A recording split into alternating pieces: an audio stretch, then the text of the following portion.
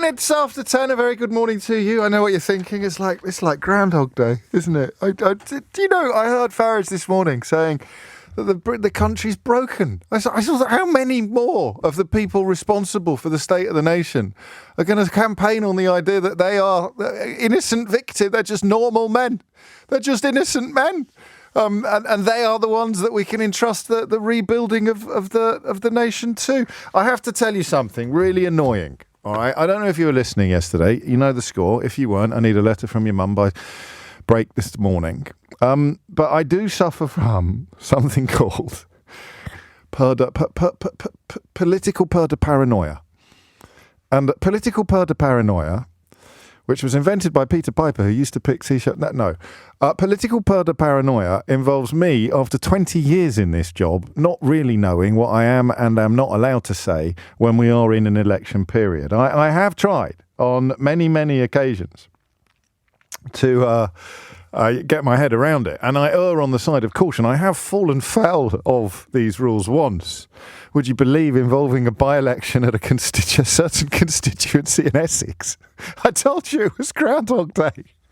And unlike some broadcast companies that have appeared on your television schedules relatively recently, we at LBC care about Ofcom regulation and recognise the absolute importance of having rules in place for broadcast media that prevent people from spreading lies and conspiracy theories. But some of the rules are a little recondite. They are a little hard to grasp. Newspapers can do whatever the hell they want in the run-up to an election, or indeed on the day of elections and by-elections, but broadcast journalists categorically cannot. How many alliterations can we get in before 10:15 this morning? They categorically cannot.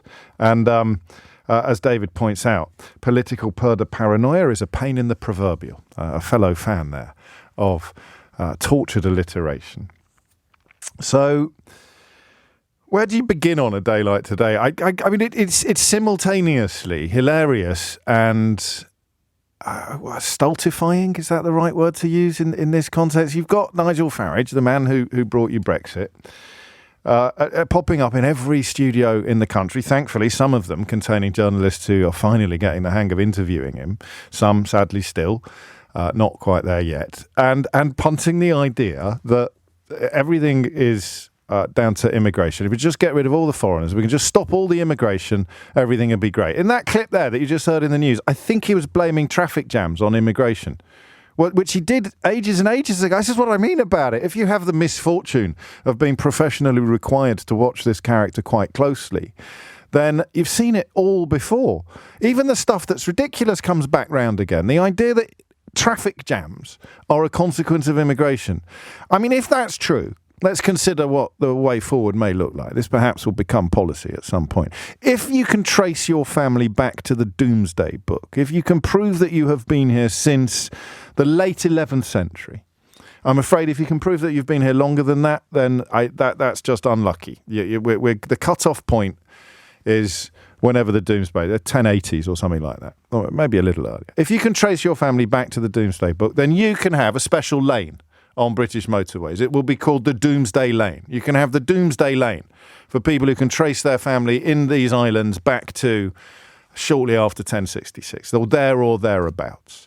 If you I mean, where would you put the next cut-off point? Tudors. Henry VIII. There you go. That's a nice historical figure that everybody's got a handle on. If you can trace your family back to the reign of Henry VIII, then you have the Henry Lane. So you've got the Doomsday Lane, the Henry Lane. How many lanes can we have, really? I mean, it's 5 on the M25. Doomsday Lane, Henry Lane. And then I'm afraid I'm going to have quite a large sweep in the second slowest lane. That will be everybody who can trace their residence or their family's roots in this country back between Henry VIII and now. So that's the now lane. The Doomsday Lane, the Henry Lane, and the now, and then it's the immigrant lane. Then you've got a lane just for people who were not born here, and they will have their own immigrant lane, and that is how we will solve the problem described in our news bulletin of it taking you an hour and a half for you to get to visit your Auntie Elsie. And that means, of course, that the judgment of whether or not a human being is a valid contributor to our society is based on their ethnicity, their race, or their geographical origins. And that, of course, is racism.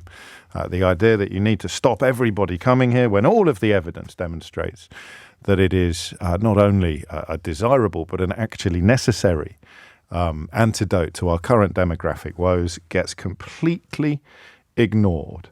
Oh, the Ambo lane. That's quite strong. Who said Ambo lane? Now, you're all cleverer than me. I come up with these. That was Vinny, the Ambo lane. I can't know. It's got to be Henry. It's got to be Doomsday Lane, Henry Lane. Or Queen Victoria Lane, suggests Sebastian. All right, look, it's not an actual policy. It was just a bit of fun. It's just a sort of loose idea. So you can't not talk about Farage, tempting though that would be. I have an odd relationship with the man's politically. It's highly unlikely I would have been. It's highly unlikely I ever would have presented Newsnight on the BBC and that, of course, all the book deals, all that kind of thing. I don't know. Maybe I'm being uncharacteristically immodest, but certainly the Newsnight gig came about entirely as a consequence of tearing him to shreds in this studio to the point where he had to be dragged out by his own publicist. If you haven't seen that, it's available on the LBC website and indeed on YouTube. But on the same page, on the other hand, I'm a proper patriot. I want what's best for this country. And what is best for this country is the immediate cessation of the idea that all of our problems can be traced back to the nationality of our neighbours. You look at what has happened in this country over the last 40 years. Happily, I've written a book about it called How They Broke Britain, in which, of course, Nigel Farage gets his own chapter. The successful attempt to persuade significant swathes of the population that all of their problems are down to foreigners is an absolutely catastrophic characteristic throughout history, whether it's Viktor Orban in Hungary now or whether it's Adolf Hitler in Germany in the 1930s. If you can persuade enough of a population that their problems are down to the nationality of their neighbours, then you will never, ever, ever get a proper handle on what a country's real problems are. Which brings us, of course, to Brexit. So the last time this country was told that they really needed to get rid of all the foreigners because the country's problems were all down to the foreigners was in 2016. That was the last really big push on, if you vote for this, then your GP appointment will become easier. If you vote for this, then, I don't know, your traffic jams will become rarer. If you vote for this, you'll have more money. If you vote for this, the fishermen and fisherwomen of these islands will have catches overflowing, teeming with fresh, delicious cod. The steel industry will go from strength to strength. The cost of living will come down. Food will be cheaper. All of this was, if you like, the Nigel Farage package. God, there's a phrase I should never have said out loud on the radio. But all of that, it's there in black and white. I promise this will happen. I promise that. And then none of it happened. And you guess what the response is? Well, there is a brilliant Brexit, but it goes to a different school. So what you have in this character, in this politician, I use the word loosely, but what you have now is a twin promise or a twin offering. The first is it's all the fault of foreigners. And the second is Brexit being a disaster has nothing to do with me, the man who was probably most associated with explaining why Brexit would be brilliant. So you have to recognise his contribution to the Brexit vote, and you have to talk about it now because, unfortunately, he is a significant figure. If a house gets burnt down, then the story of that house, even if the house is 1,000 years old, if a house is burnt down, then in the story of that house, the arsonist is a major character. We can all agree on that, right? So you might not think that they should be because the architect, the builders, the glaziers, the plumbers, the electricians, the people who worked hard to build a house, the people who lived in the house over the generations of different families that lived in a house, the people who maintained that house, the painters, the decorators, the workers, all of whom contributed to the longevity, to the survival, to the quality of that house. They are not as important as the person who burnt it down. And that, in a nutshell, is why, although some people, and indeed some of you are already getting in touch to say just ignore him, that is why you can't just ignore him. You can't just ignore him. I can't talk about him in the way that I would like to because of Ofcom rules and the various requirements that are in place once candidacy has been established. But I can certainly ask you questions. I think we'll talk about immigration a little later in the programme and that idea of why it remains such a powerful political catnip, despite the fact that all the people who promise to solve all your problems by reducing the number of foreigners here end up, when they're actually handed power, end up betraying those promises. Why would the king of those broken promises making a political comeback seem such a big story, seem so significant? So bearing in mind, before you start having a go, that I can't really say what I want to say in this period of politics, happily I can refer you to How They Broke Britain by James O'Brien, which explains in forensic detail how our wonderful country has been brought to such an unpleasant pass. And I'll give you a clue. It's got nothing to do with French people driving cars on the M6. But I can ask you this. Why do you think he's done it?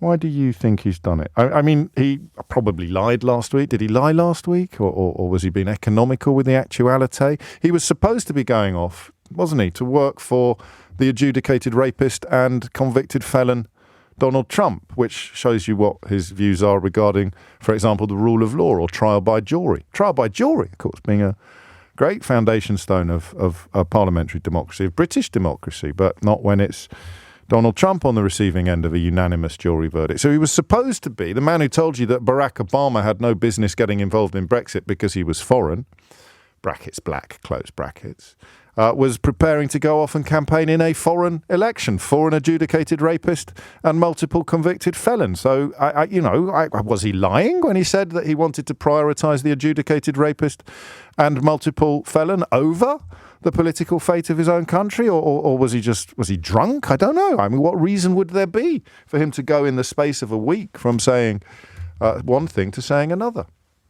And then that brings us to the question of possibly how significant this may be. We'll have to wait and see. I know you look at the numbers. Fighting two bald men fighting over a comb. What do you do if you're a Tory that doesn't hate foreigners? What do you do if you're a traditional conservative who understands why people are crossing the English Channel in boats and also understands what a tiny, tiny, tiny proportion of overall immigration those people represent, those often desperate people risking their lives represent, and also, of course, understand why the numbers of people coming here remain so high. Why, as I told you many years ago, why the number of sectors, the number of professional sectors which will need exemptions in order to accommodate foreign-born workers will soon be so big. There will soon be so many exemptions. There will be more sectors with exemptions than without exceptions. I told you two things. I said there'll be more sectors with exemptions than there will be without exemptions, and we're nearly there, as Michelle Hussein demonstrated quite brilliantly on Radio 4 this morning. So we're nearly there already. And the second thing that will happen is eventually we're going to have to bring back freedom of movement, but not for us, not for our children, not for our people, for them. We'd call it liberty of mobility. Do you remember? For care workers, for hospitality workers, for vets, for doctors, for nurses, for healthcare workers, for people who work in abattoirs, for people who drive lorries. We'll have that. Yeah, we'll have liberty of mobility for them, but not for our people. And the man who, with the possible exceptions of Dominic Cummings and Boris Johnson, but I'm not sure about that. I think when it comes to persuading people to vote for Brexit, because they were persuaded that their lives were the fault of foreigners, I don't think anybody came close to doing more in that category than Nigel Farage. And now he's back. Why? 0345 6060 973. And here's a question. Knowing what we know about Brexit, knowing what we know about Trump, if you like, knowing what we know about all of the things that Nigel Farage has spent his life selling to you, how does he still get away with it, do you think? How can it be that some people who thought their life was going to improve immeasurably when they voted for Brexit in 2016 still give him the benefit of the doubt? I'm trying to think of a precedent for that. It's quite weird, isn't it? I know there are theories about hedge funds, and some people made a ton of money out of Brexit, and there's that photograph of Farage pointing at the plummeting pound with an enormous smile on his face. Very patriotic now. Everybody wants a devalued currency if they love the country in which the currency holds. But how does he still get away with it? Given that, I'm now asking the people who don't phone me anymore. You can phone me today. I hope you can. Don't be shy. Don't be shy. So how do you let him continue to get away with it when everything else he's sold you has turned to dust in your hands? So why has he done it? 0345 6060 973. And how does Nigel Farage continue to get away with making the promise that if only we could get rid of a few more foreigners, then everything would be hunky-dory by tea time? And actually, here's a rare opportunity to expand the question a little further. Is that unfair? Is there more to him than the constant promise that if only we could get rid of more foreigners, then everything would be hunky-dory by tea time? What was that swathe? What was the swathe of the Brexit vote that he delivered, if not the promise that if only we could get rid of more foreigners, then everything would be hunky-dory by tea time? And what more does he offer to voters today than the promise that if only we could get rid of more foreigners, then everything would be hunky-dory by tea time? That's really the reason why this is such bad news for the Tories. Because the Tories have spent much of the last 3 or 4 years promising the public that if only they could get rid of more foreigners, then everything would be hunky-dory by tea time. People like Suella Braverman and Robert Jenrick competing really to be more robust, more outspoken in their promises that if only we could get rid of the foreigners, then everything would be hunky-dory by tea time. And of course, because they have actual power, in private they have to acknowledge the reality. In public they have to trumpet the fantasy. It's a mad moment. It's an absolutely mad moment in British politics. In fact, moment is not quite the right word. It's much bigger than a moment, because it has defined the post-Brexit period of politics. As Brexit fell apart, so the promise, the twin promise that if we just got rid of more foreigners, everything would be fine, and there is a brilliant Brexit, but it goes to a different school, has come to dominate the right of British politics. So it's natural and inevitable that the man who embodies those two fantasies, those two fraudulent offers, is back in the game. Why do you think he's done that? 0345 6060 973. Hit your numbers now. You will get through. And I like this question because there's no definitive answer to it. It's not mystery hour. There's a few that are obvious, a few that perhaps are less obvious. There's a few that you might like, a few that you won't like. But the bottom line, of course, is that he probably doesn't even know why he's chosen this moment to do it. Was he planning it all along? Did he have a year to make a decision and then he made the wrong decision and a week later decided to make the right? Do you see what I mean? It's as I say, throughout, it's simultaneously hilarious and horrifying. So why has he done it? 0345 6060 973. 24 minutes after 10 is the time. And just before we open up the phone lines, if you think I'm exaggerating about the difficulty or the difference between shouting quasi-racist or xenophobic fantasies in opposition and actually having to provide substantive policies in power, then your man Nigel actually provided a perfect example of that unintentionally this morning. So this is the difference between making ludicrous pronouncements about immigration and actually having to come up with a policy that might address the problem that you insist is enormous. See, I think it's clear from this clip which party's policy is under discussion, but well, you couldn't make it up. So 600,000 is an acceptable number of people coming to the UK every year. Yeah, should we talk about the election as well? What about that? This is a key election pledge on immigration, as I understood it. It certainly is. So 600,000 is an acceptable number to come to the UK every year. Far too many, but if that's what we need and if it makes you happy, that's what we'll do. There's another part of what you've put forward, which is secure detention for all asylum seekers and asylum claims that arrive through safe countries being processed rapidly offshore in British overseas territories. Which territories do you think would do this?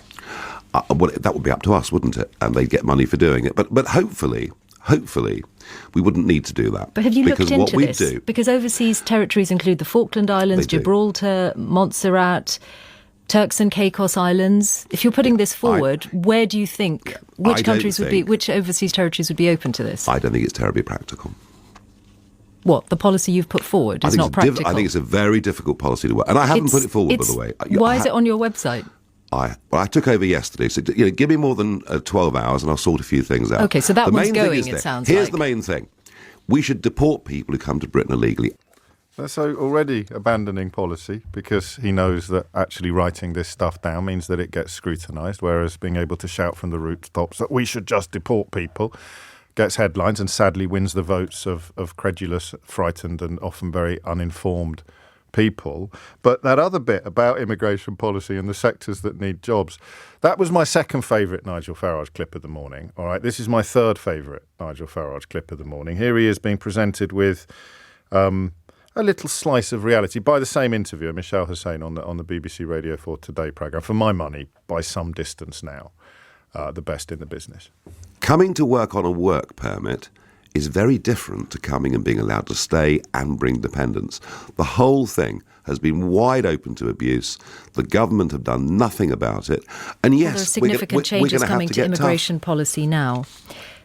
Sorry? There are significant changes coming now. For example, changes in bringing the Conservatives already brought in the change on not allowing dependents of students. But why did they allow them? Why did they allow them in the first place? I mean, they've lied to us for 14 years about this, and they thought they'd get away with it. Well, they can't, and it doesn't even matter what Sunak pledges today. I don't know what the lie is, but let's just carry on on your policies, because I think most of the skilled workers, migration to tens of thousands most of the skilled workers I'm putting to you, you're suggesting would still be allowed. So midwives, is that a yes? In limited numbers. Architects? In limited numbers. Butchers? In limited numbers. Bakers? This is really getting rather silly. Well, it's a large. That's what I'm suggesting. That actually, if you think about these occupations, there is a large number of different occupations that it appears this country needs. And this is I mean, you see what I mean about it being simultaneously hilarious and horrifying. If you listen to this programme, you've heard all of this before. You know that all of these sectors are crying out for people, for humans. And you know that Farage's entire political career is built on telling those humans that they're not welcome here. And even, presumably in the next stage, trying to get rid of some of the ones that are already here, which was the big promise made during Brexit. Those are the calls that we took. So, maybe the more I talk, and I do apologise to James and Jazz and Paul and Trevor and Matt and everybody else waiting to get a word in edgeways, but you were probably expecting me to have a few things to say this morning. The more I talk, the more I wonder whether actually, how on earth does he still get away with it, is a more important question or a more interesting question than how or why he has decided to come back for another slice. But I don't normally do requests. But I may actually. I'll do this one just before, because this has come in in terms of how you should be interviewing this politician. Michelle Hussain there providing a bit of a masterclass. But I've actually had requests for this clip of Claire Byrne on RTE1 from a few years ago, showing her counterparts on this side of the Irish Sea how utterly shameful much of their conduct has been. And how is it? And why don't you ask yourselves in Dublin a question? Why did you fight the British? Why did Irish nationalists fight the British for 500 years? 500 often very bloody, difficult years until the 1920s. What was the point of it if you're now governed by European commissioners? I think people will be entertained, Nigel, to hear you talking about this. And that may be too inconvenient for all of you in Dublin. Oh, I'm sure. Yes, of course. I know that you apologised for the birthday greeting which you delivered in the last couple of days, but I want people to see just how much you know about the history and culture on this island. Now, it's a bit early in the day, so all I've got actually is coffee, but I hope you enjoy a few pints with the lads tonight. Up the Ra! Up the Ra, Nigel. I mean, I know that you said sorry. I know you get 87 quid. It's entirely within your rights to do that. But come on, don't try and lecture the Irish people about the culture and history and precarious nature of peace on this island. You haven't got a clue. There was a recording of him offering up pro-IRA slogans without apparently realising what he was doing. But as Claire Byrne pointed out, there was 87 quid in it for him. So, 10:31 is the time. Coming up after the news, those two questions will finally be answered by somebody, well, probably be answered by somebody other than me. Here's Thomas Watts with the headlines. It is 10:34. If only we could get rid of more foreigners, everything would be hunky-dory by tea time, and there is a brilliant Brexit, but it goes to a different school. And with those two simple promises, or claims, you can command the attention today of the entire British media, including me. But I've explained that bit. It's time for someone else to have a go. James is in Tunbridge Wells. Are you disgusted? Not at all. Thank you very much, James. Lovely to meet you on the airwaves. Thank you. I'm very sorry that you won't have the opportunity to vote for Ian Dale in the coming election, but that ship has sailed. Anyway, on we go. Thank you very much for having me on the show, and also thank you to creating a tonic to the right-wing media. It's always refreshing hearing your voice. I hope so. Thank you. Thank you. The question was about Nigel Farage and what's the play. If we go back to 2014 and UKIP and Cameron and how, because the Tories want to stay in power, the only way they can do so, because the right of centre vote is always smaller than the left of centre vote if you break it down. The left of centre is always broken up by people arguing the toss and winning the debate. There's a great line about the left are always looking for traitors to expel while the right are looking for recruits. Exactly right. And if you look at, go back to 2014 and how David Cameron ended up doing a deal for the election whereby he neutralised the UKIP vote by promising a referendum. Yeah, and as a result of promising that referendum, we had Brexit, which was, of course, a venture capitalist idea, which made a lot of people a lot of money, but not the UK. So, fast forward. What's he doing on this occasion? So, what happens after the election? Now, he's saying that the following term, that he might get elected under what do they call reform? Yes. Yes. However, if he gets into Parliament, he's cozied up with the Tories before. You remember that wonderful image of him and Priti Patel dancing at the Conservative Party. Can we get the eye bleach, please? Could we? Thank you. Carry on. So, think this one through a little bit further. Go on. If he wins the seat in Clacton, which is a likelihood. And a full list of candidates in that constituency is available at lbc.co.uk/candidates. Carry on, James. Yep. So if he were to win that election in Clacton, then he becomes an MP. If he becomes a sitting MP, what happens after the election? So after the election, the Tories have a lot of soul searching. And the likes of Suella Braverman and Cammy Badenoch, as we know, will argue that the Tories didn't lurch far enough to the Didn't right. make enough promises about getting rid of foreigners, making everything hunky-dory by tea time. Exactly right. So at that point, there's an internecine battle within the Conservative Party, at which point, who prevails? Step forward Nigel Farage, who can then defect from Reform to the Conservatives, to lead the Conservatives into a new promised land where they move further to the right. Yeah. And the membership, the people that brought us Liz Truss as Prime Minister are almost certainly... Absolutely would back him too. Yeah. Exactly. And also, if you think about Suella Braverman or Cammy Badenoch... If they're there, I mean, the other big story yesterday got somewhat overshadowed was the Sky News mega poll, which I suggested a bigger majority for Keir Starmer than Tony Blair achieved in 1997. So some of the names that we reach for when trying to depict the deterioration of the modern Tory party won't necessarily be in the frame come the revolution, or rather come the election result. So, because I think the man is such an egomaniac, let's be frank about it, he's a complete egomaniac, that the idea of him sitting in Parliament is, and getting very little airplay, except when he makes a fuss or waves a Union Jack or something, it's not going to satisfy him, is it? He's not going to be. So then why not the American thing then? That would have satisfied his ego, wouldn't it? Being a kind of warm-up man for Donald Trump, albeit that Donald Trump is, I mean, obviously a liar, an adjudicated rapist, and now a convicted felon. But we know that Nigel doesn't really care about things like that too much. Well, maybe the negotiations didn't go quite to plan. Well, maybe he could do both. Pay him. Maybe he could do both. Maybe he's going to have his cake and eat it.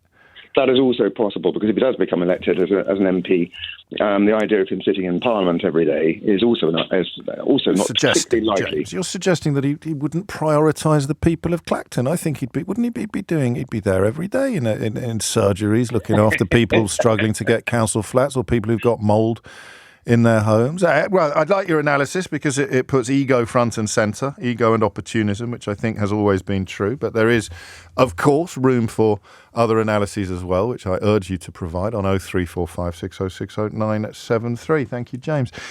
Speaking of the previous attempts to get into Parliament, how many times do you think that Nigel Farage has run for Parliament before? How many times do you think he'd... No, apparently not. Okay, next question. How many times do you think he'd done? No, that's not right either. Text me, actually. Let's do a little texter on this. 84850, or you can WhatsApp me, on 0345 6060973. I told you that we got a lad in on work experience who was talking to me yesterday about TikTok and the role that TikTok is playing in the election, young Samuel. And then today I'd heard Nigel Farage boasting on the radio about, I was on TikTok before the Labour and Conservative Party. Is this what our politics has come to? I was on TikTok first. Yes, is sadly the answer. That is what our politics has come to. So let's have a look at some of the numbers coming in now. 7, this will be his 8th attempt. Iris thinks we've already had the 8th attempt. David Emerson says 7 attempts. Chris Piggott, 7 times the loser. 7, says he. Lots of you going for 7. Mark in Tadcaster, home of Sam Smith's Brewery. I thought it was 7. I've got to be honest with you. I thought he'd had 7 goes at running for Parliament. Turns out, none of us. You can stop now, all right? It turns out we were all wrong. I just want to pick you up on that claim too, that you've only stood once before, and I put it to you that you've tried 7 times and not been successful. You've been on a ballot paper as a candidate or a prospective candidate 7 times between 1994 and 2015. Yeah. You don't get it, you people. Yeah, you don't. You no, really I'll explain don't it get to it, me. you people, do you? You really don't get it, do you? UKIP was a campaign group who decided that by standing in elections, it was a better way than getting our message out than being a pressure group. And the first election we fought, there were 342 of us that stood, and 1 person saved their deposit. That just happened to be me. We weren't there to win seats. That was an impossibility. We were there to push a cause. And that was the case for the first 20 years of UKIP's life. But you know something? As it turns out, we were the most successful pressure group in modern history. But once again, you were a candidate. You call it a pressure group, call it a party. You were a candidate to be an MP on a ballot paper in an election. Mate. How many times have you stood? How many times have you stood? What do you know about it? How many times have you stood? I'm asking you the questions, Mr. Farage. I mean, the challenge here is people will say, look, you've tried it before, well, I tell you what, didn't manage ask to something do it. Intelligent. What makes this time any Ask something different? intelligent and we'll carry on with the conversation, shall we? I'm interested in why people should trust you that 7 times previously you didn't manage to do that. No. You also I think you're very, very boring, and I think your viewers will find you very boring, and you ought to do rather better as the state broadcaster, in my view. You also use the phrase "you people." What do you mean by that? Well, I think the metropolitan elite in London, it's quite easy to characterise as you people, and that's the point I made just a few minutes ago. You get outside London, talk to ordinary people, and there is a real... Well, you work for the BBC, I've been in that building. Doesn't mean you are personally, but generally, politics and media and big business tend to come to the same views on pretty much everything. And as we found out in the Brexit referendum in 2015, out there in the real country, people look at things differently. Yeah. Ben Thompson there at the BBC doing very well to keep a straightish face as Nigel Farage tried to claim that he don't. Do you remember when he popped up on Russia Today with a moustache? That kind of that idea that he wouldn't even put it past him, would you? To turn up on television with a moustache claiming to be Nigel Fridge, or so just not to be the same person, but attacking a newsreader or an interviewer for not having run for Parliament it reminded me of something. It reminds me of something from the dim and distant past. I can't quite put my finger on. Somehow you will when you believe. Thank you, Deborah. Was she that good? Your voice is okay. You've got no star quality about you. There's no charisma. No charisma? Yeah, I agree with Sharon. A bit pub singerish, I thought. Really? Yeah. I felt your confidence was slightly deluded. Deborah, the reality is you're not very good. Now, you know what? You were the one person I didn't want to see today because I really want to slap you now. But you are not a good singer. I'm not a good singer. That is why I've been a singer since I was 6-year-old, and everyone I've ever met, people who don't even like me, have come up to me and told me I've got an amazing voice. You can't bloody sing, mate. I don't want to be a singer. I don't really care what you think. You can't sing. You have no talent. Get out. No, I don't think it was that. Was it that? That was... How many times have you run for Parliament? I'm a journalist working on the BBC. It's not often I find myself feeling sorry for Louis Walsh in the context of what was it called before it was Britain's Got Talent? What was it? The X Factor, of course. But I don't know why that little clip, that little thing brought it back to me. But I think we can all agree there were certainly echoes. It is 10:48, and if attacking journalists or attacking the media sounds familiar, here's a little reminder of Donald Trump when he was still on Twitter. Michael Wolff is a total loser who made up stories in order to sell this really boring and untruthful book. You just heard Farage accusing a BBC journalist, counting, not even offering an opinion. Just say, how many times have you stood for Parliament? Farage says, once. It's literally 7 times. You can count it. But Donald Trump here saying, really boring and untruthful book. He used sloppy Steve Bannon, who cried when he got fired and begged for his job. Now, so, you know, if you think there is a limit on how obnoxious these people can become in pursuit of power and propelled, if you like, by parts of the population that thrive on this sort of nonsense and hatred, then I just remember what happened in America. Do you know, speaking of sloppy Steve Bannon, the one bit of the jigsaw that never quite came together, or hasn't come together yet, certainly on this side of the Atlantic, was the bit where Bannon said, let them call you racists, let them call you xenophobes, let them call you nativists, wear it as a badge of honour, speaking to the French National Front on that occasion. And I wondered at the time, we did together, didn't we, wonder at the time whether that would actually happen. Because the one thing that Farage fans hate being called is racist, which is weird in many ways. But the Bannon playbook, and of course Nigel Farage thanked Steve Bannon for the role that he played in helping to deliver Brexit in a clip that subsequently became quite hard to find on the internet. But it's all in my book. The last bit, if you like, of the push where you actually say, yes, we are nativists, yes, we are racist. It's happened in America, but it hasn't happened here. And I don't know why. We might do that tomorrow, actually. That could be quite interesting, or then again, we might not. 10:50 is the time. Back to the question of why is Farage back? 0345 6060 973. Before I go to Trevor, who's in Pembrokeshire, I do find the idea of a man who went crying to Nanny when Coots tried to close his account, accusing other people of being members of the metropolitan elite. Does Aaron Banks still pay for his chauffeur? Do we know? Does Aaron Banks still?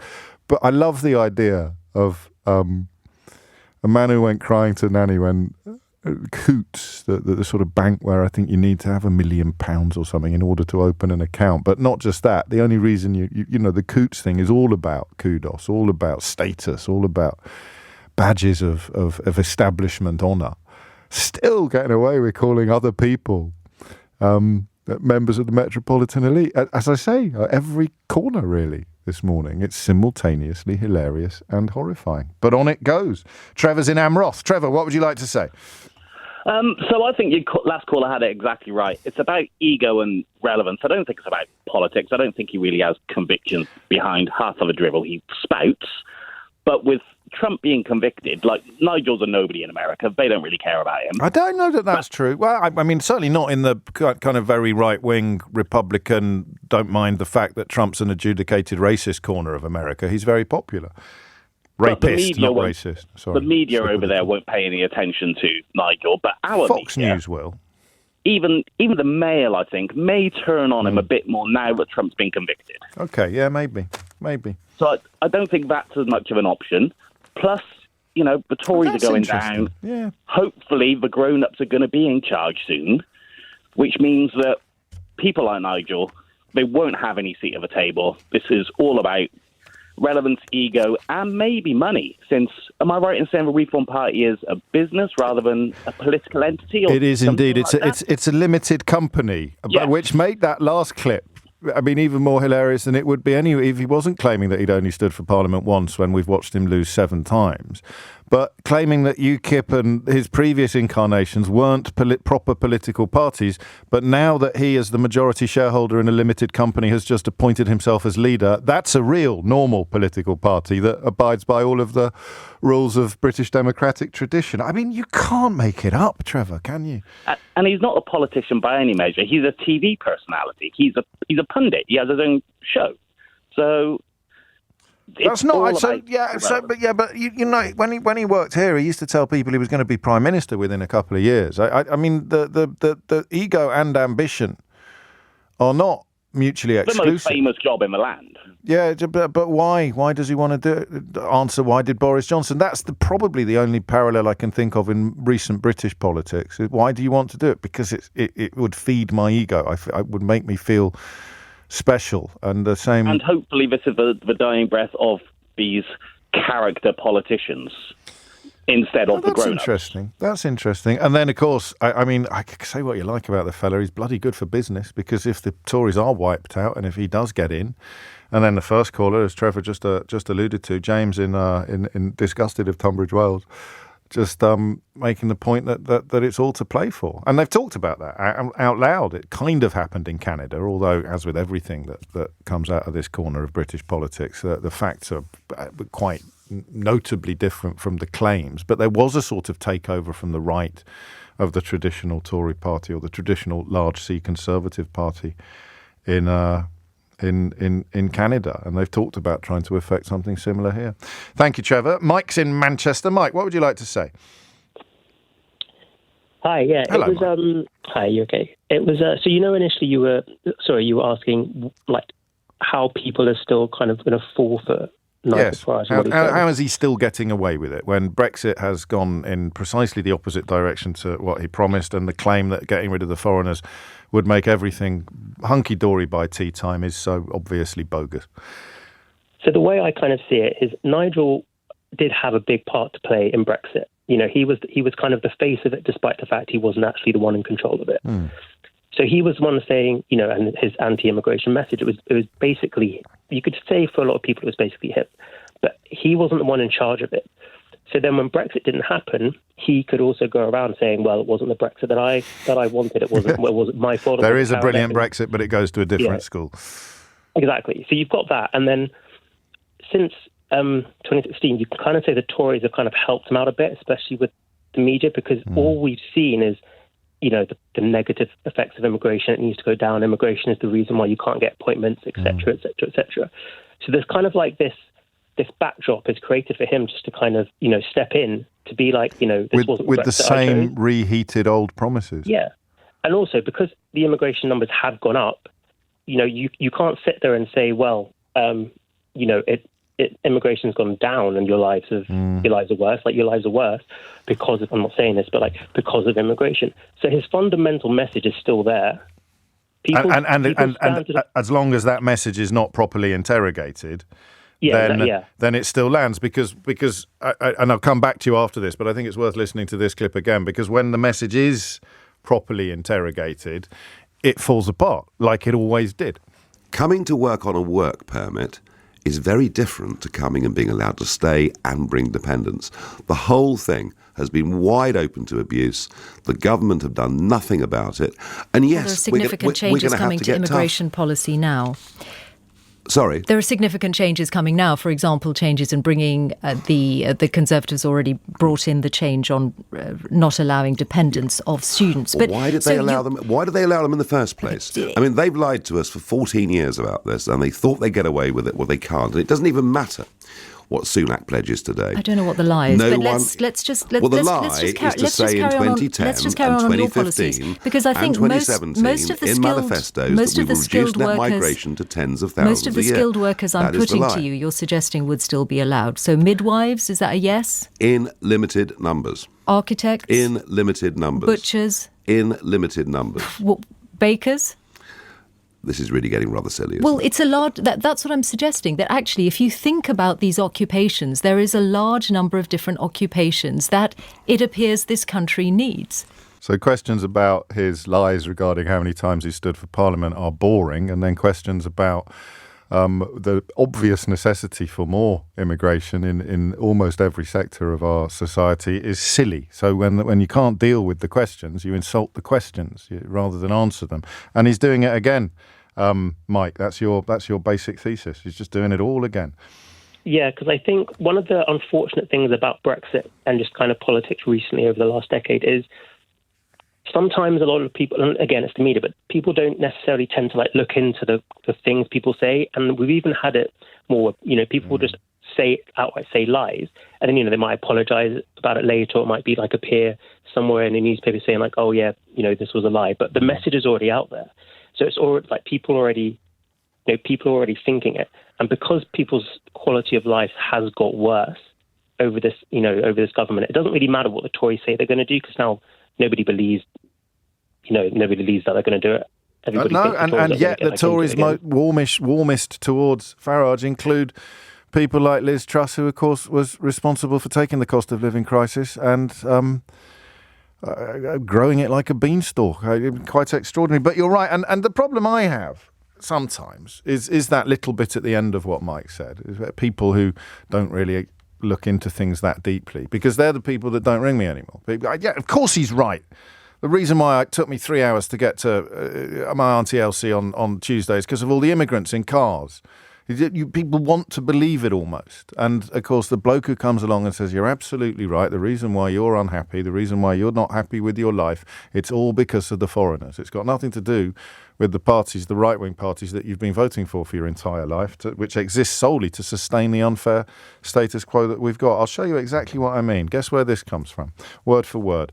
You'll benefit from better care from the NHS thanks to the reallocation of funds from the EU budget. Controlled immigration will lead to reduced waiting times for you and your loved ones. The excess funding that would otherwise be sent to Brussels could also be directed to education, meaning better prospects for your children. Your wages will rise thanks to better controlled immigration, which will lead to less competition for jobs. Your weekly food shop will become cheaper. Food prices will no longer be inflated by agricultural policies controlled by the EU.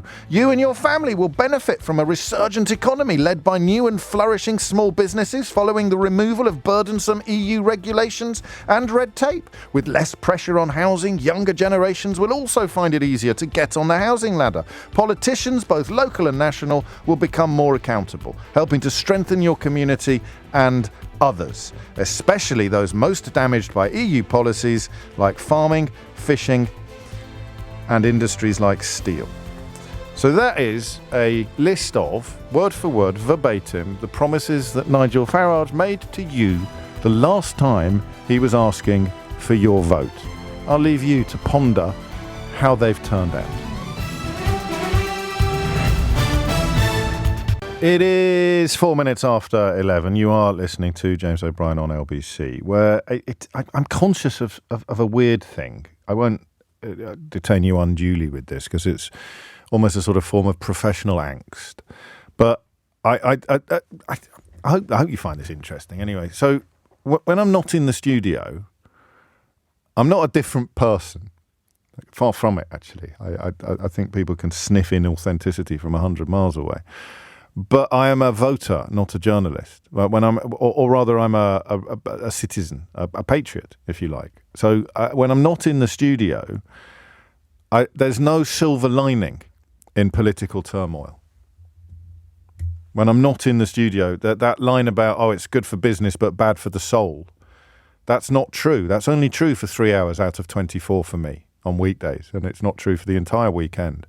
When I'm not in the studio, I can feel soul sick at what has happened to our country in recent years. What has happened to everything from the NHS to the waterways. I'm genuinely soul sick, and I have strong opinions on who is responsible for it, which I have talked to you about endlessly. You must sometimes feel, and I've written. Thankfully, a very, very successful book about exactly who and how I think that these diminishments have been achieved.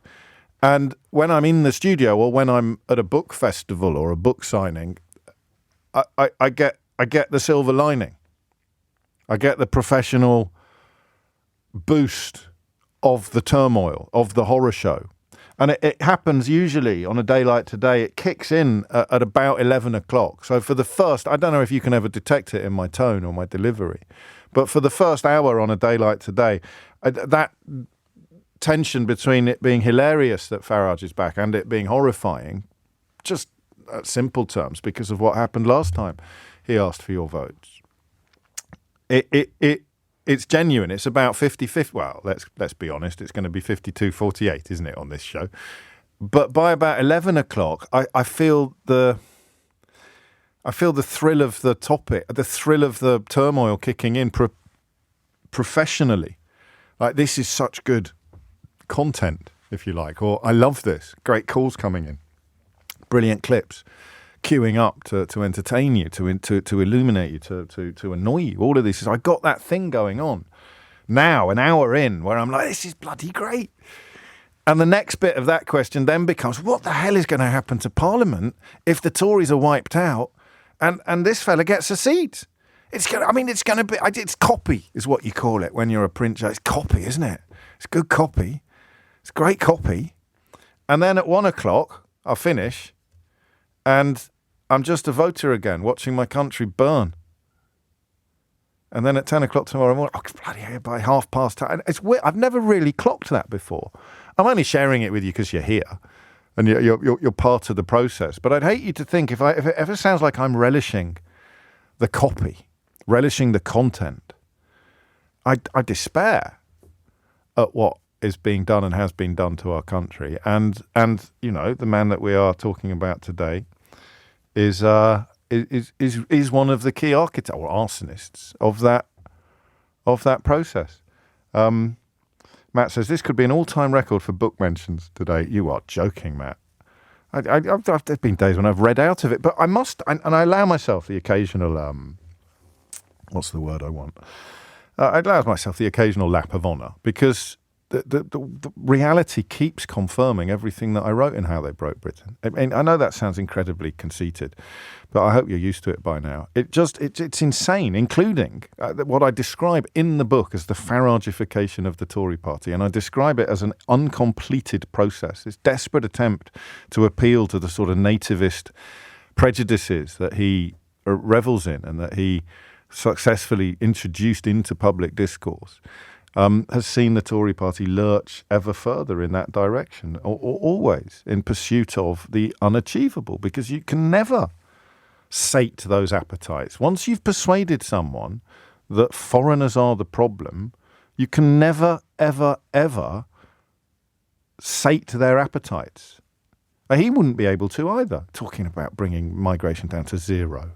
Net migration down to zero. Well, crikey, not bikey. Just look at all the vacancies in the NHS alone at the moment. Oh, yeah, well, we'll train up our own. Of course we will. We've heard that song before. We've heard it all before. But it doesn't matter, because once you've persuaded people that foreigners are the problem, you cease to be a political figure and you become a quasi-religious one.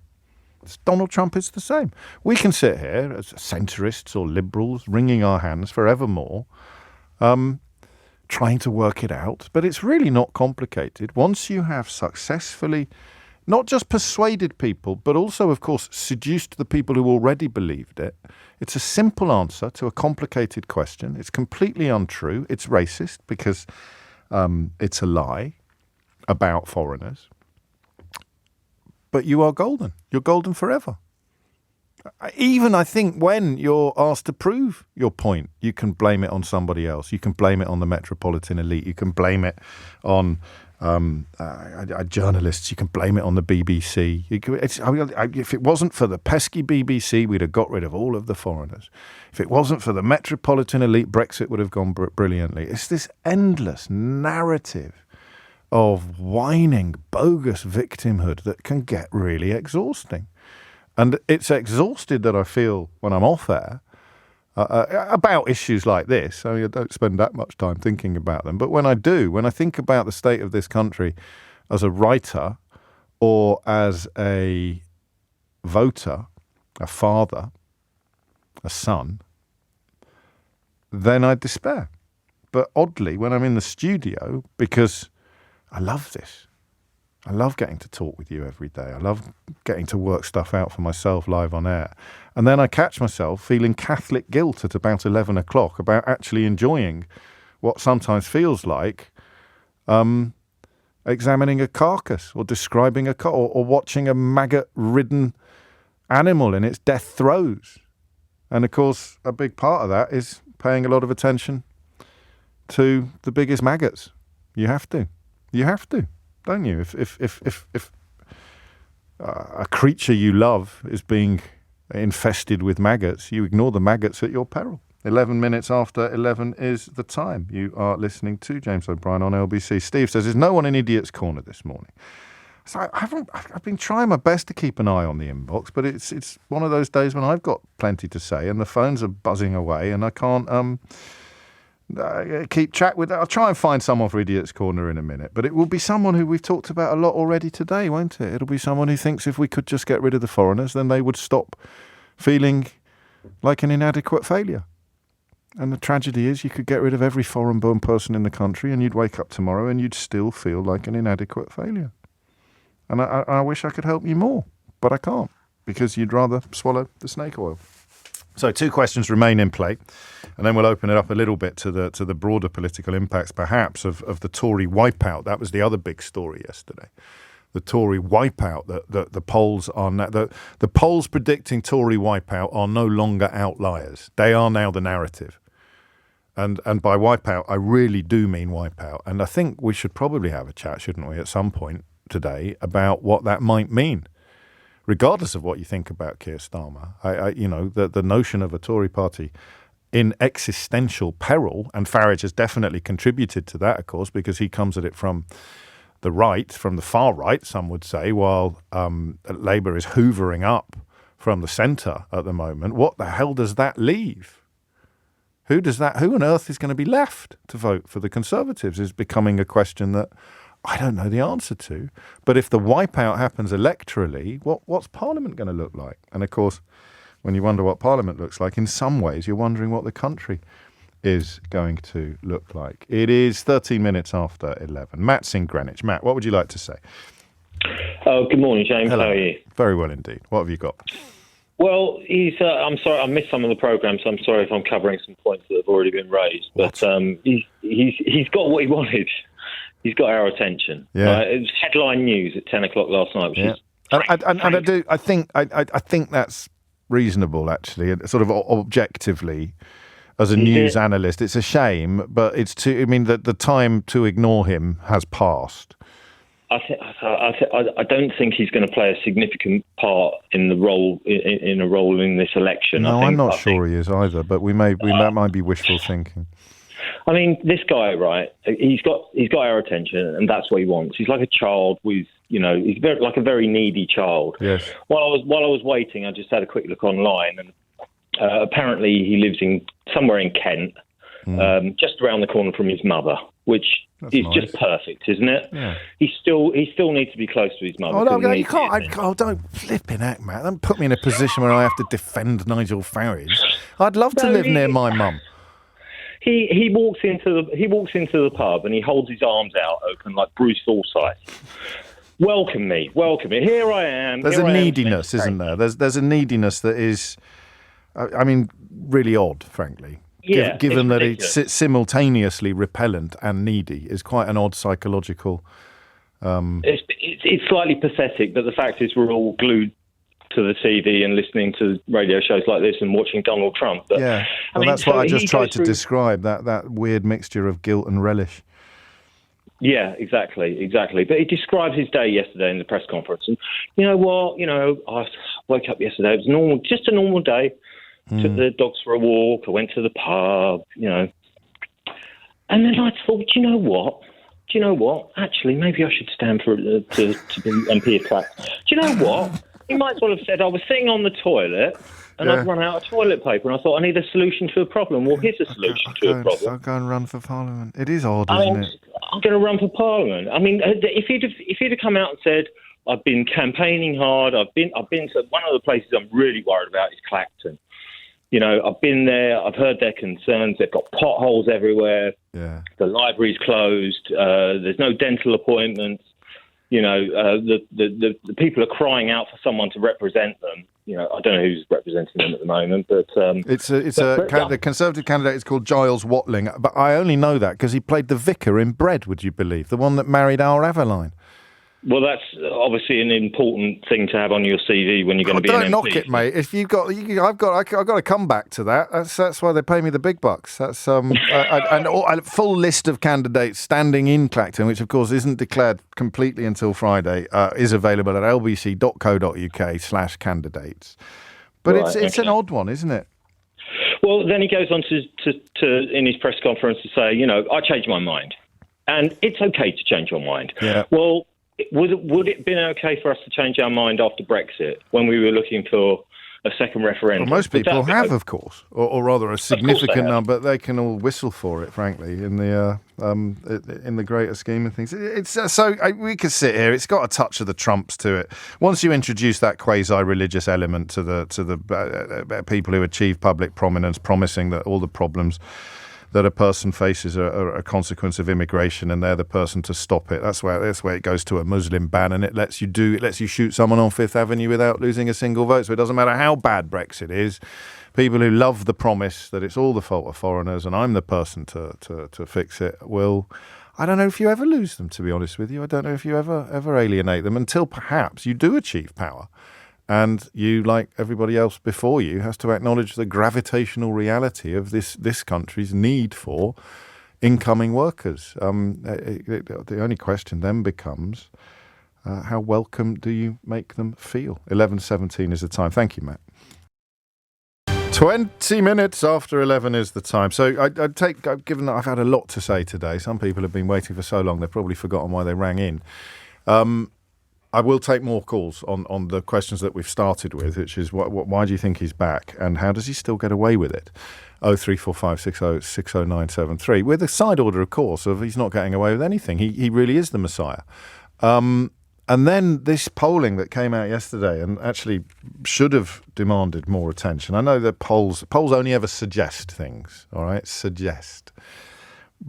And the closer the closer to an election you get, the more you have this obsession with polls. But this one can't be ignored. Some of the extrapolations being done now, it's a relatively novel process, and this one is huge. I mean, it's like a double whammy even for the Conservative Party.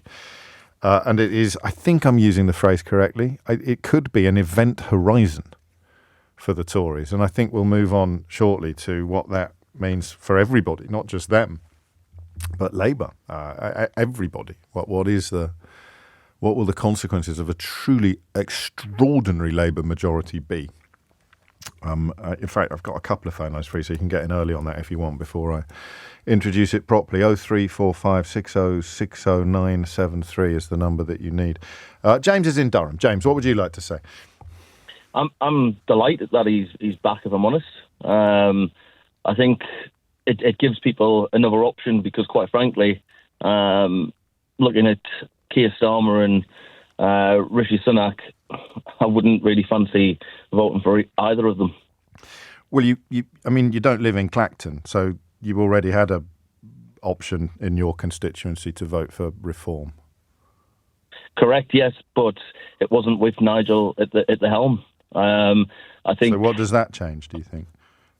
I suppose he gives a bit of the Boris factor. I wasn't a fan of Boris at sort of the why later would you stages. why would you want the Boris factor then? Because he's backing Britain. Who is? Nigel. How? Nigel. He's putting the British values there first. And so can you talk? I love that phrase. I like it a lot, actually, James. Can we go through what you think they are? Yeah. So if I go on holiday to Dubai. No, I want British values, not theoretical holidays. That. So what are British values? This is what I'm about to say. If you let me finish. Of course. If I go to Dubai, I respect Muslim laws. I will fully respect it. You don't drink in public. You're not allowed to walk around with your top off if you go through the hotel lobby. But I find it funny that you're getting a lot of people that are coming over here who don't want to follow the British values of respect, looking after the society, looking after your home. They're coming across and wanting to change our rules so for example, and how we live. Well, I think Nigel's pretty... And which rules? Give me an example of a real person trying to change a real rule. Well, you look at Sadiq Khan. He's implementing a lot of rules that a lot of his Muslim voters are wanting. Like what? The one in Sharia law. Sorry, Sadiq Khan has introduced Sharia law. No, he would back Sharia law. Where do you get that claim from, mate? He said it. You think Sadiq Khan has said that he wants to introduce Sharia law? He would back it. Okay, what do you think? If that was on the table. What do you think Sharia law is? I'm not going to get into that. You know what Sharia law is. Well, I know that on things like divorces and domestic disputes, some people are happy to have their cleric, if you like, sit in a form of adjudication, but that can't be what you're objecting to. So what is it you think Sadiq Khan has publicly backed that you're troubled by? No, I'm saying that Sadiq Khan would back Sharia law. Yes, but what do you mean by the phrase, in that context, what do you mean by the phrase Sharia law? Because if you're saying that he would back something, I don't know, like chopping people's arms off for shoplifting, then you'd have to be able to provide some evidence, wouldn't you? But okay, we'll go back a stage. No, let's just pick off. Let's just deal with one bit of the conversation at a time. The claim that Sadiq Khan. I mean, all you've talked about is Muslims. So when you say British values, yes, you don't mean freedom of religion. No. Anyone can. You don't mean freedom of religion. worship. You don't mean freedom of expression. Absolutely fine. And you don't mean democracy, because Sadiq Khan, of course, is the elected mayor of London 3 times. So what are the British values? Very odd in my opinion. Well, of course it's odd in your opinion, because your opinions are based on falsehoods and misunderstandings. For example, Sadiq Khan supports Sharia law. So let's just pick up on where that idea took seed in your mind or your memory. So Sadiq Khan is a Muslim. Yes.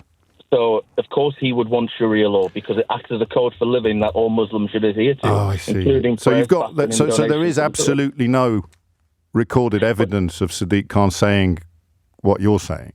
Well, no, he has but said... this is what all Muslims believe. Yes, but why?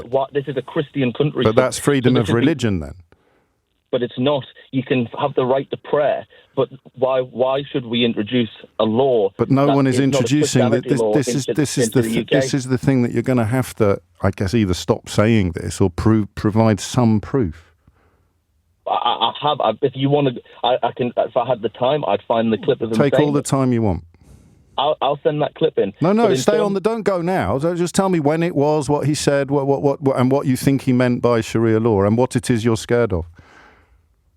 I'm scared at the fact that we are talking about introducing a Muslim law. No, but to a Christian country. James, only you are talking about that. No, I mentioned I have Sadiq Khan on this programme every month for the last God knows how many years, and he's never once mentioned this. You've been on for 2 minutes and you can't shut up about it. So where on earth are you getting this evidence from? You're the one who's spinning this now. Mate, I just need to warn you that everyone can hear you. Absolutely. Right. So where is your proof, or where did you get the idea that... I mean, it's supposed to be a conversation about Nigel Farage representing British values. Yes, and that's what I was getting onto. So when you asking me about, we can't get onto that yet, because we just need to establish when and where Sadiq Khan spoke out. I mean, he's been mayor of London for years. Why hasn't he introduced it?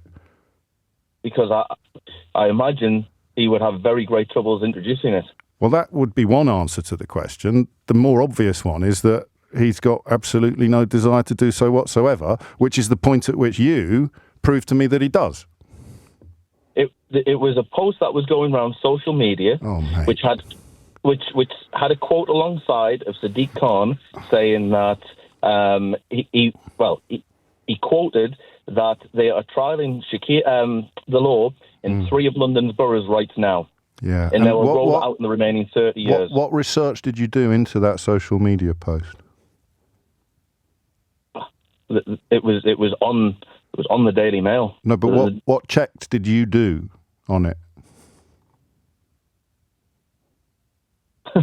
Well, how can you check something when?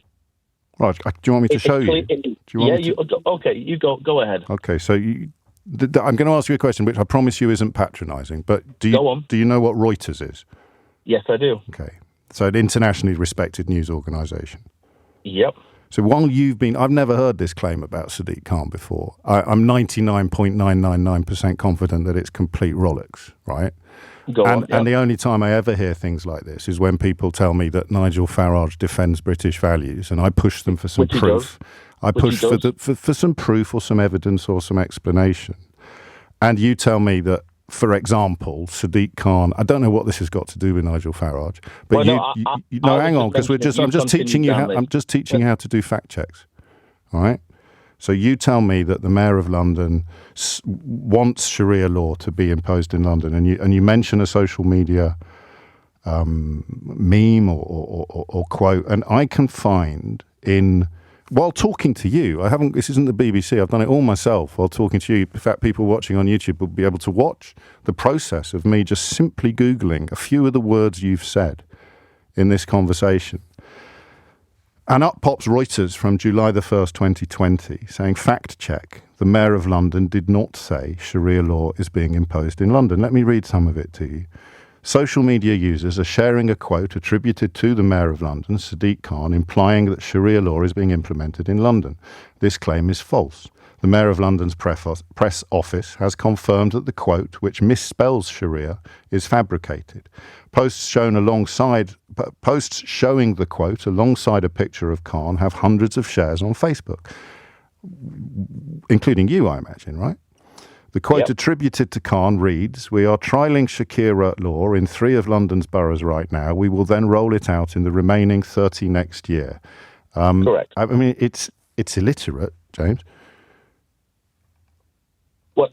So you're saying that was on Reuters that was proved to be wrong? And it's false. Okay, well, I'll do what politicians can't do and accept that. But look how much you've built on it. But equally, that still doesn't change my opinion of that when you're asking me about the British values, there still is a lot of talk about Sharia law. Right. Well, there's a lot of talk about, I don't know, anti-vax rhetoric. Correct. There's a lot of talk about lots of things. That's freedom of speech, isn't it? It is freedom of speech. But you're not opposed to freedom of speech because you're in favour of British values. Absolutely. But not all speech should be free. No, there's a difference. Freedom of speech seems to be one-sided, very one-sided. Okay, so who doesn't have freedom of speech then? I'd probably say the white working class man. What do you want to say that you can't say? You can say it to me, I promise. I'll protect you. Okay, but what I'm saying is, how do you know that I'm white? You've just assumed that there. Okay, are you? I am, yes. But okay. Let's carry on then. What's the thing you can't say that you wish you could? No, what I'm saying is, when you're on about British values. No, that was you. I'm waiting for you to tell me what they are. I'm not going on about them. No, but you were asking me, and then you're saying in terms of how it's not sort of getting out there and freedom of speech. Well, how come? I'm not a Tommy Robinson fan, but the media was reporting that there was only. Why aren't you a Tommy Robinson fan? I mean, I agree with some of his points, but the way that he goes about it, it probably doesn't help. What points do you agree with? That we're losing societies. But we've just established that your main reason for being fearful of Islam is completely false. I never said that was my main concern. What's your main concern then? My main concern is that we, as working class British citizens, are losing a lot of our. Lots of working class British citizens are Muslim. And I haven't said anything against that. You're spinning words. I'm not. I'm just saying, how can you be talking about Muslims and working class British people as if they're different? As if they're different. I'm not. Right. So what is the stuff you agree with Tommy Robinson about then? And I do want you to say the stuff you feel that white working class people aren't allowed to say. What sort of thing are we talking about here? So I'll go back to earlier what you were saying about the boats coming across and what Nigel Farage has been saying. No, I want you to tell me what you think you can't say. I'm leading on to that. If you'd let me finish. So, it's 11:33. I do want to talk to you for a bit longer, but just move on to it as quickly as you can, James. No, absolutely. So, thank you. Tommy Robinson, he's obviously up there agreeing that we're allowing too many illegal immigrants into the country. We're allowing an army of men to come across. Right. There's no women and children. And who's not allowed to say that then? People get branded different things if you say that. You're always going to get branded something. I get branded lefty, loony, liberal. I mean, I think they showed a picture of me at Tommy Robinson's rally and encouraged everybody to boo. If you say stuff in public, James, then people say stuff back to you. But you were telling me about the things. You were telling me about the things that you're not allowed to say. You weren't telling me about being branded. Yeah, you're not allowed to say that we're having too many people come across. But you just did. Yeah, exactly. So how can you not be allowed to say the thing that you just said? Because then you're shamed for it, saying, oh, well, we need to help them out. Mate, the Conservative Party, the Labour Party and the Reform Party are all saying that there are too many people coming into this country from overseas. So what is it that you feel... But the Conservatives and Labour won't do anything about it. No, but we're talking about them not being allowed to say it. I just want to get to the bottom. In the same way your claim about Sadiq Khan and Sharia law, we got to the bottom of that, didn't we? We did. And it was complete crap, wasn't it? Well, yes. So now let's try now to get to the bottom of the idea that you're not allowed to say there are too many people coming here. Because you have the left media who are saying, but we need to welcome them in. Yeah, but that's freedom of speech as well. So you're allowed to say there's too many, and other people are allowed to say, no, there's not. Just nail me where that problem is for you personally. We're spending £6 million a day on these illegal immigrants. £3 billion a year. Yes, and what's the bit you're not allowed to say? They're coming across. Yes. They're getting mobile phones. They're put into 5-star hotels. Well, let's look at that then. Let's look at the 5-star. Shall we look at the 5-star hotel thing then? They're in 5-star. No, let's look at that. Let's look at that. Let's look at the 5-star hotel. The illegal immigrants in 5-star hotels. Where are they? And no, let's go back again, actually. Where did you hear that? The news. You heard it on the news. Which news? Yes. Various outlets. Okay, and where are the hotels? You've got the one which is barricaded down. Is it in Plymouth? Mate, you don't barricade 5-star hotels. They cost about £400 a night. What would all the other guests say? That can't be a 5-star hotel, can it? The government are booking up whole hotels. This is the thing. They're barricaded by the police because of protesters. Yeah, but they cease to be hotels when they become asylum centres. They used to be hotels. It's just a name that's given to a building. But I want to focus on the 5-star bit. So can you name a 5-star hotel where illegal immigrants are accommodated? Yeah, let's have a look, shall we? Yeah. If that's the case.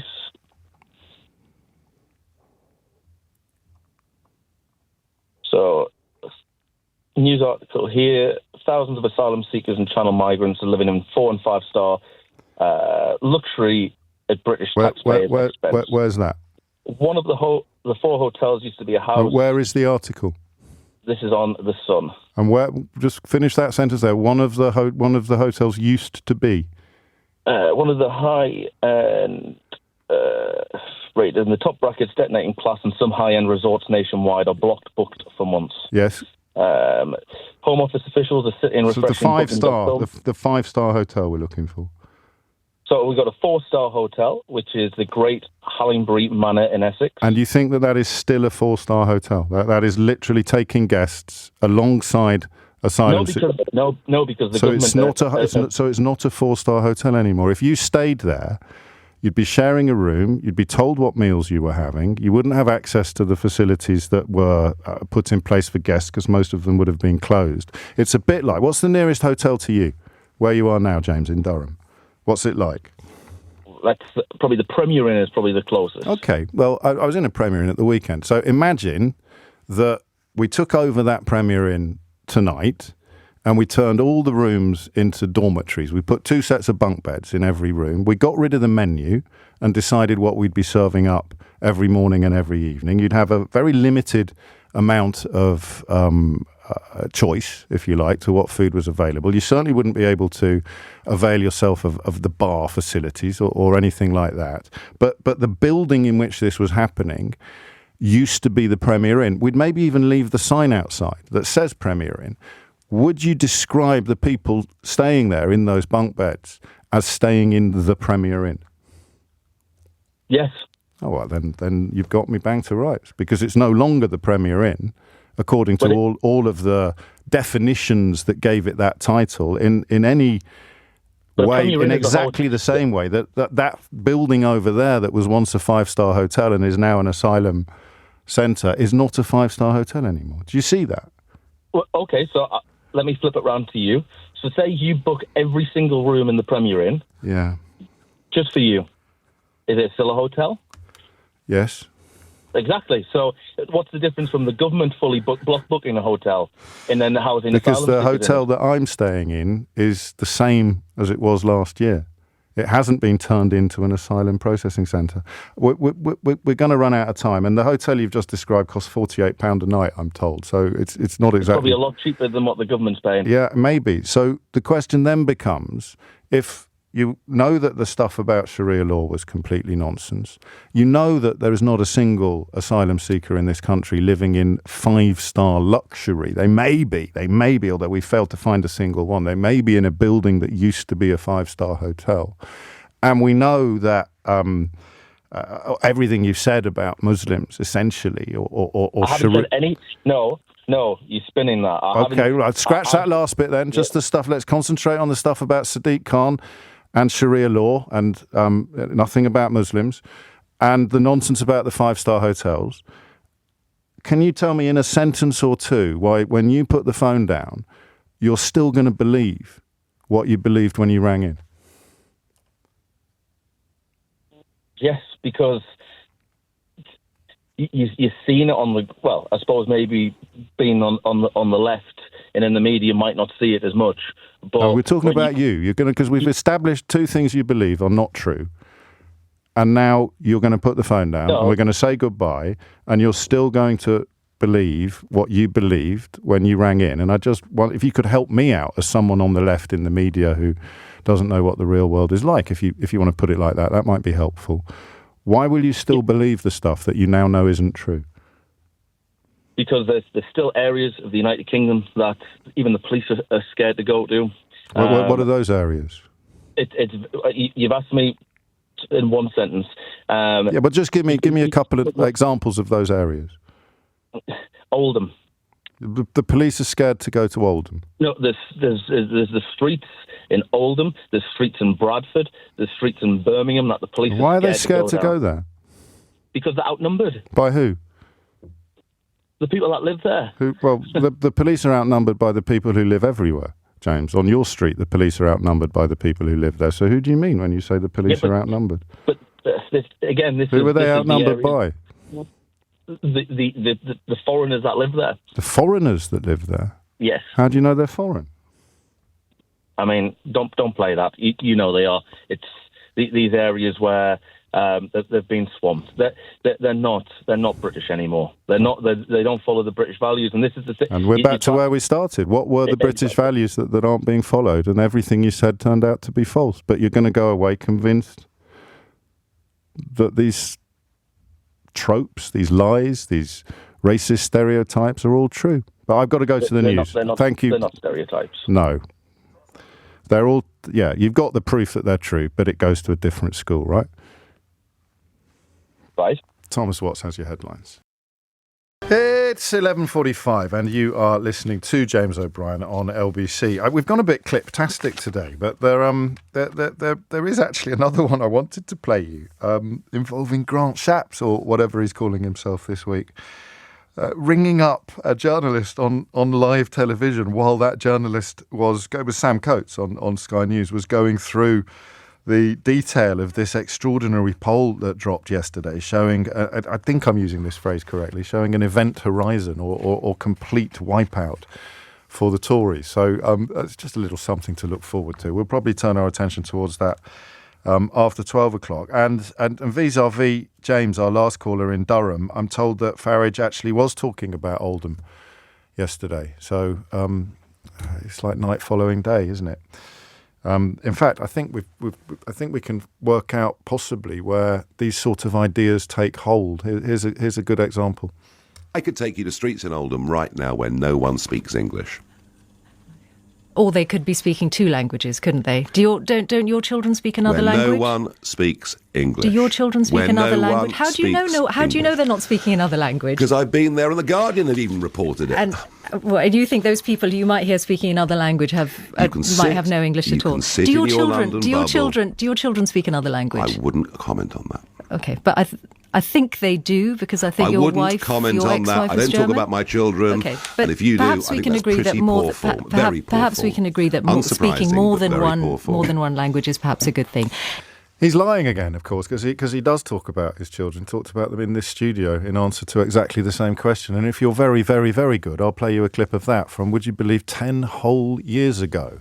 So lying again to Michelle Hussain on the Radio 4 programme this morning. So, and actually, just to take a quick moment, the messages that I really don't like are the ones that are now attacking the last caller for being the thickest Nigel Farage fan in the country, according to Philip, who's in Suffolk, or because that's a lad who quite clearly has swallowed a bunch of snake oil. You might not feel very sorry for him, but he believes utter bilge precisely because so much of the media has encouraged him to, and precisely because figures like Nigel Farage are given so much attention. So when perhaps he described himself, I think, as working class, so when middle-class bigots start attacking people like James in Durham for, at least he had the guts to ring in, lads, eh?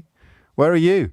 With your brilliant defences of why the man who told you Brexit was going to make you richer and solve all of your foreigner-related problems, where are you?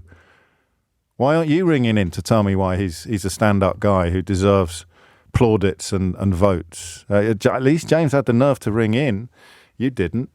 11:48 is the time. Alison is in Suffolk, funnily enough. Bury St Edmunds. Alison, what would you like to say? Well, I did try to ring up, but I was listening to the chap who just had on, James, wasn't it? His name was.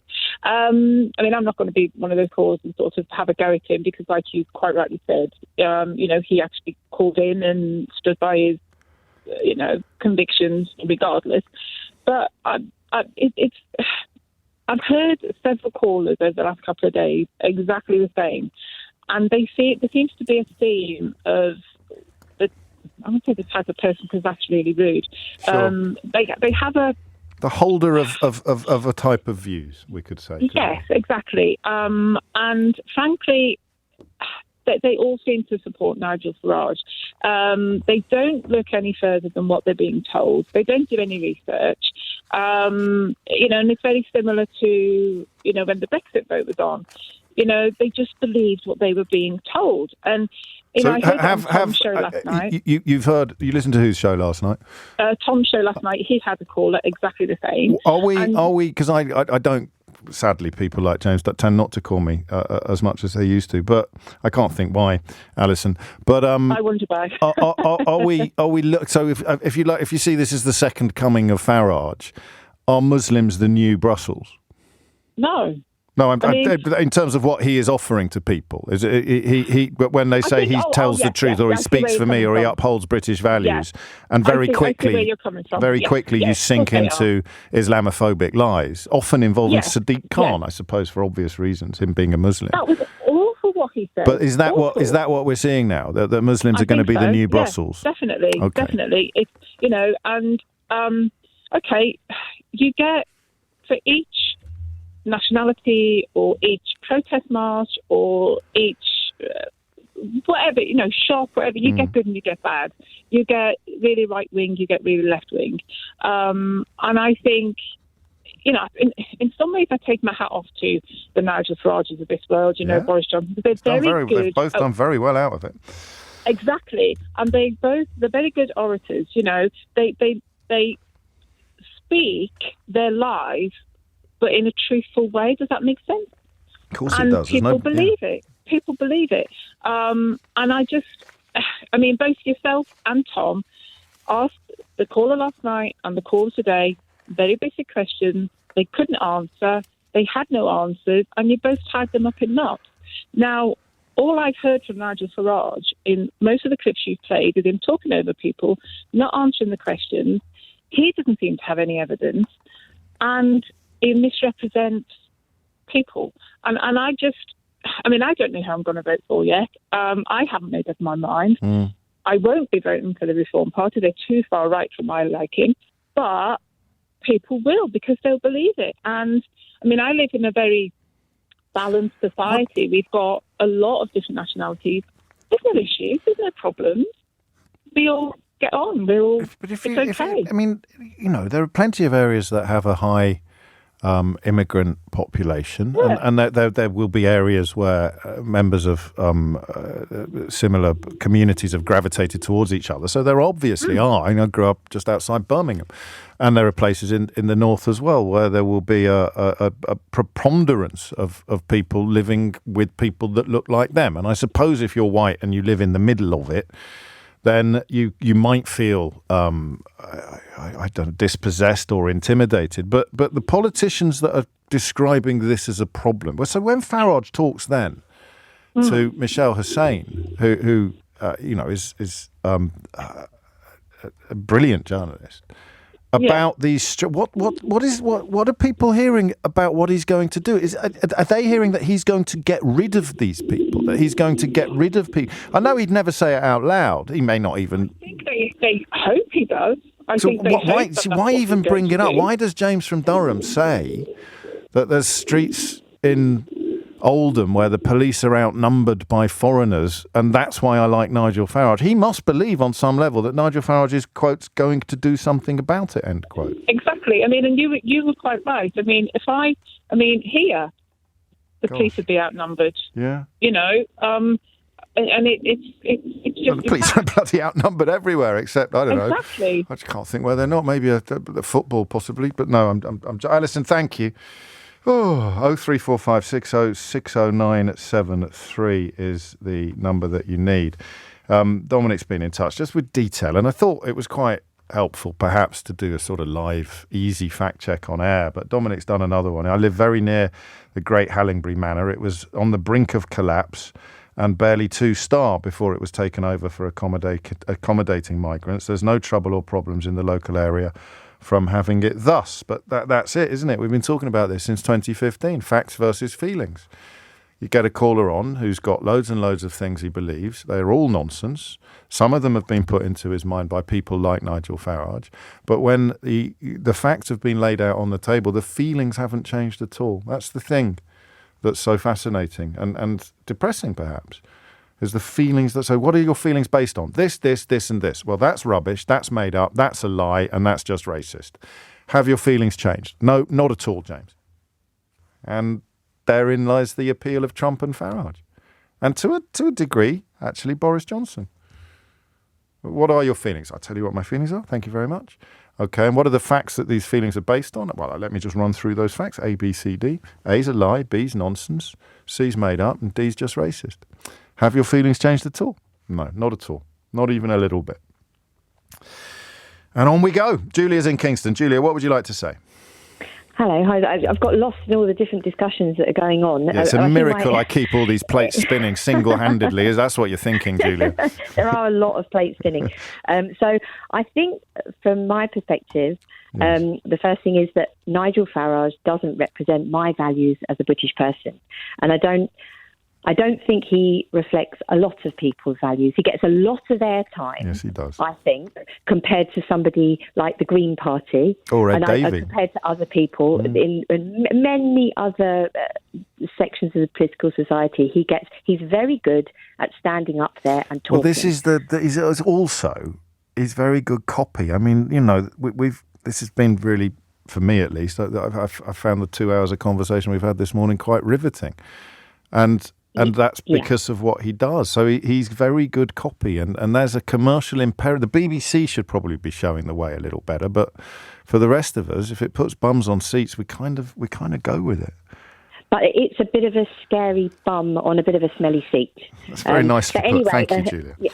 But what I would say is that what are my values? So I had a Conservative MP knocking on my door, and I vote Labour, and she said to me, will you be voting Tory? And I said, will you be supporting the most vulnerable people in society with a well-funded welfare state?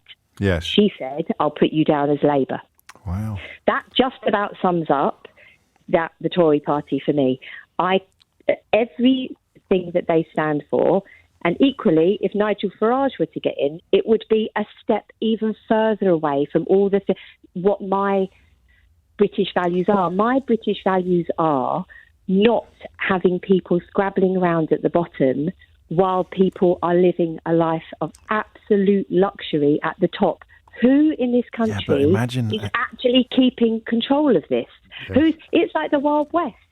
You've got massive companies. We talk about all of the ordinary things that are going on, but we're not talking about the enormous companies that are not paying their taxes correctly. We don't talk about all of the businesses that come here, exploit things and then leave. We actually pride ourselves. We actually say out loud, we are a low-wage economy. We say that as if it's acceptable or okay.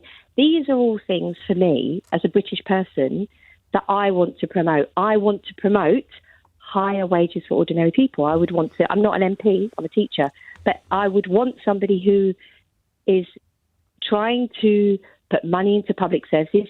If we have it's all done. Everything you do, everything you say now, and this is actually part of Farage's influence, is seen through the lens of immigration. Because higher wages, and yet what they'll say is we need higher wages so that British people will do these jobs and we don't have to bring foreigners here anymore. I'd never got my head around that. Where are all these British people just currently waiting for wages? So wanting higher wages would be higher wages for everybody. But if you've allowed racist ripples to run through the ice cream of the United Kingdom, then you can't call for higher wages because someone else will turn it into an immigration debate and say, well, no, the immigrants are driving prices down, the immigrants are driving wages down. That's what you need, is politicians who stop doing everything through the lens of immigration and speak instead about the population, i.e. everybody in it. But I think also there is a responsibility on the part of the media to not give airtime to lies.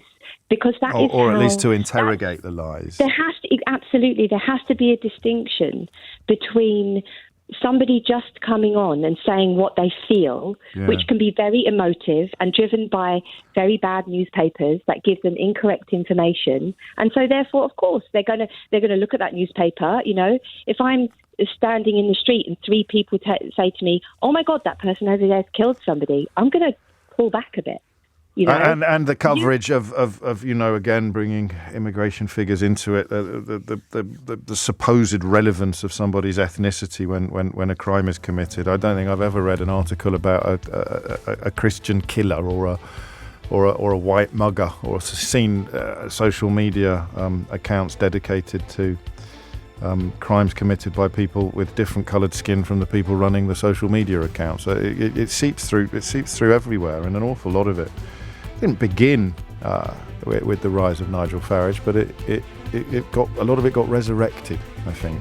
I don't even think that's disputable. I don't think that's an opinion. I think it's just counting. Right, my job now is to decide what we're going to talk about next. While I do that, you can talk among yourselves. It's coming up to 12 noon. You are listening to James O'Brien on LBC.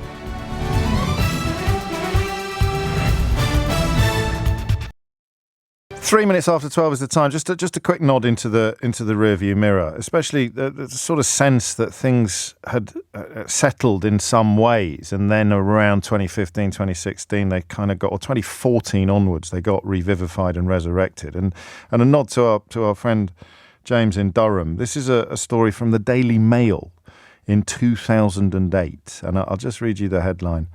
And the first couple of lines, because it's pretty self-explanatory. Sharia law is not fit for the UK, says a Labour Muslim MP. A Labour Muslim minister has warned that Islamic law is too unsophisticated for Britain. Sadiq Khan said women could be abused by Sharia courts, which may give unequal bargaining power to the sexes. And yet you can sit in Durham on your computer and come away sufficiently convinced that former Labour minister actively supports and seeks to introduce something. You're convinced enough to ring a national radio station. These moments used to happen quite regularly, didn't they? But I don't know. As I say, you go away still feeling what you felt when you rang in, even as all the facts that you've built your feelings on have fallen apart beneath your feet. Change of pace, change of tone, change of topic now. I get asked quite a lot. Does that sound pompous? I get asked quite a lot. Does that? I don't know if it... I mean, it's actually just true. It's not an opinion. It's counting. So I've been on tour with the book a lot, and some of the questions that pop up at the end pop up more regularly than others do. And one of the questions that pops up quite a lot is, are you worried about an absence of opposition? If Labour do really, really well, is it bad for our democracy to have a diminished opposition? To which I don't really know the answer. If I'm playing to the gallery, then I will say something like, absolutely not. I can't, Oblivion and all the rest of it. But if I'm being a grown-up about it, the answer would be, I don't really know enough. I don't really know enough. I almost can't remember what normal government is like. And is it actually bad for the population if the governing party has untrammelled power? I mean, even an even bigger majority than the one that Boris Johnson had in 2019. And look what he was able to do with that majority. He was able to unlawfully prorogue Parliament. He was able to try to rip up the actual rule book when his mate Owen Paterson was busted breaking the rules. He was able to promote people like Nadine Dorries to the highest offices in the land. So the system, rather than the individuals, is what I'm thinking about here. Because I don't think Keir Starmer will send, who would it be? I don't know, will send Peter Kyle to Balmoral to lie to the King about proroguing Parliament in the way that Boris Johnson did with Jacob Rees-Mogg and the late Queen. I don't think that the forces of the right-wing media will combine to pretend that a liar is telling the truth or to attack High Court judges. But the system demands opposition. The democratic system demands opposition. I don't know is the short answer, but I do know this. Yesterday must be one of the worst days for a single party in the history of political campaigning, partly because of Farage rejoining the fray, but mainly because YouGov released the results of its first MRP poll of the campaign. And as Natasha Clark explained to us the other day, yesterday, in fact, an MRP poll is the one that provides not only an estimate of the party's standing in terms of votes and vote percentages, but also of what it would mean in seats. And this one had the Conservatives nearly 20 points behind in the vote and at risk of losing at least 3 in 5 of their seats. It would be, in other words, absolute wipeout for the Conservative Party. They could have as few, and John Curtis, by the way, the doyen of psephologists, the professor of politics at the University of Strathclyde, he has described that possibility as credible. And of course, they could lose as many more of 40 more seats, 60 more seats, if their support were to fall by the same amount everywhere, comparing it back to the Brexit party. So what you have is the possibility now of an event horizon, of an absolute electoral wipeout. This would be the biggest election victory that the Labour Party has achieved in its entire history. This would knock Clement Attlee out of the park. It is a frankly extraordinary prospect where Labour would be on 42.9%, the Tories would be on 24.5%, but that would translate into 422 seats for the Labour Party, 140 for the Conservatives, 48 for the Lib Dems, 17 for the SNPs, 2 Greens, 2 Plaid Cymru's, 18 others, and 0 under this analysis for Reform, although that number may change with Farage back in the game. 422 seats for Labour and 140 for the Conservatives. Given that Labour and Lib Dems are historically closer to each other than they are to the Conservatives, the coalition of 2010 notwithstanding, that means essentially Keir Starmer could pass a law describing him as the finest footballer in Christendom, and it would get through Parliament. He could do absolutely anything he wanted. But what does this mean? What does this mean? One thing I've noticed in the last few years is that we have managed to we can go quite deep on stuff, can't we? We can nibble at the edges of stories if it's fun, but sometimes we can really get into the weeds of an issue. And I think that is at its most satisfying, that process of getting into the weeds and having a proper thinks and chats about stuff rather than, binary questions and yes and no's. The real attempt to try to understand things involves being wrong, it involves being right, it involves being somewhere in between the two. And it involves looking ahead to things that we cannot definitively describe. And I'm confident, but I will need your help. I'm confident that we can have a really interesting conversation about what this would mean. What would an immense Labour majority in the House of Commons mean? Good or bad? What would it mean? What difference would it make to the country that we've lived in for the last, I would say the last 14 years, but that majority in 2019 was pretty huge, albeit that it was weird, wasn't it? It was anomalous. That get Brexit done moment in British history delivered a majority that almost fell apart under the weight of its own size from day one. But I don't know. I don't remember a majority this big. A period of dominance would probably be, you'd probably go for 51 to 64, would you? I know that was during a period of consensus politics, but you look at the house building programme, for example, the Tories built 1.3 million houses between 51 and 64. Can anyone tell that I've been helping one of my daughters with their A-level revision at the moment? I don't normally have these statistics at my fingertips.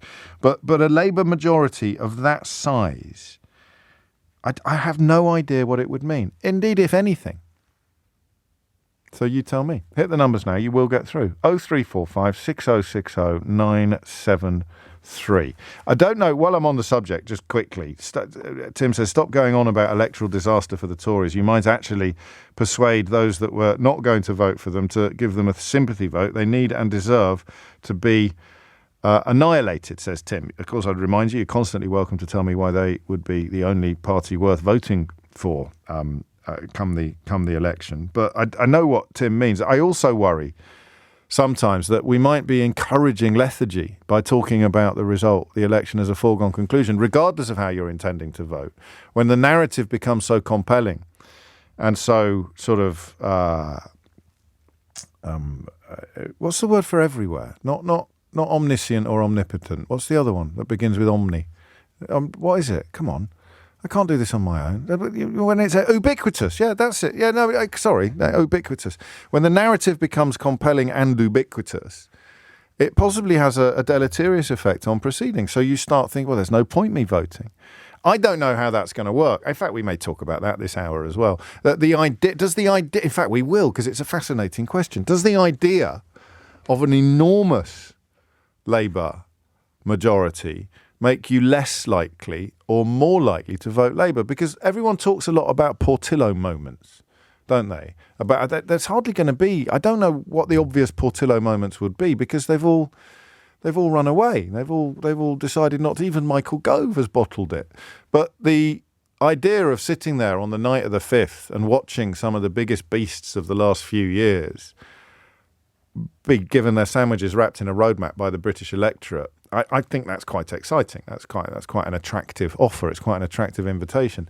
So I wonder whether being part of that kind of process, that epic rejection of the Tories, makes you more likely to go out and vote, or whether the kind of polling that we're seeing now makes us more likely to stay at home because, I'm not going to make any difference, am I? I'd just be like one tiny feather on an already overburdened beast. So there's two questions here. What do you think a majority that size will mean? 0345 6060 973. And as the narrative of electoral wipeout for the Tories becomes harder and harder to resist, what impact does that have on your individual voting intentions? And speaking of this poll, there was a truly lovely moment yesterday on Sky News when Grant Shapps, who quite extraordinarily still sees himself as somehow qualified to pass judgment upon the integrity or transparency of other politicians, Sam Coates, rather splendid correspondent on Sky News, was with the equally splendid Sophie Ridge discussing live on air this poll, this enormous poll, this poll that delivered this enormous majority to Keir Starmer's Labour Party when, well, this happened. This is just calling Sam Coates. So it's on his Apple phone. Give him a little minute to get it up, but he's going to take it now. Hello, Grant Shapps. You're live on Sky News. I'm in the studio with Sophie Ridge. Have you just seen that you're about to lose your seat according to the Sky News YouGov projection? He just put the phone down on me. There we go. We did try. I thought he was calling up for a direct comment, but we will, of course, get more comment from Grant Shapps later on.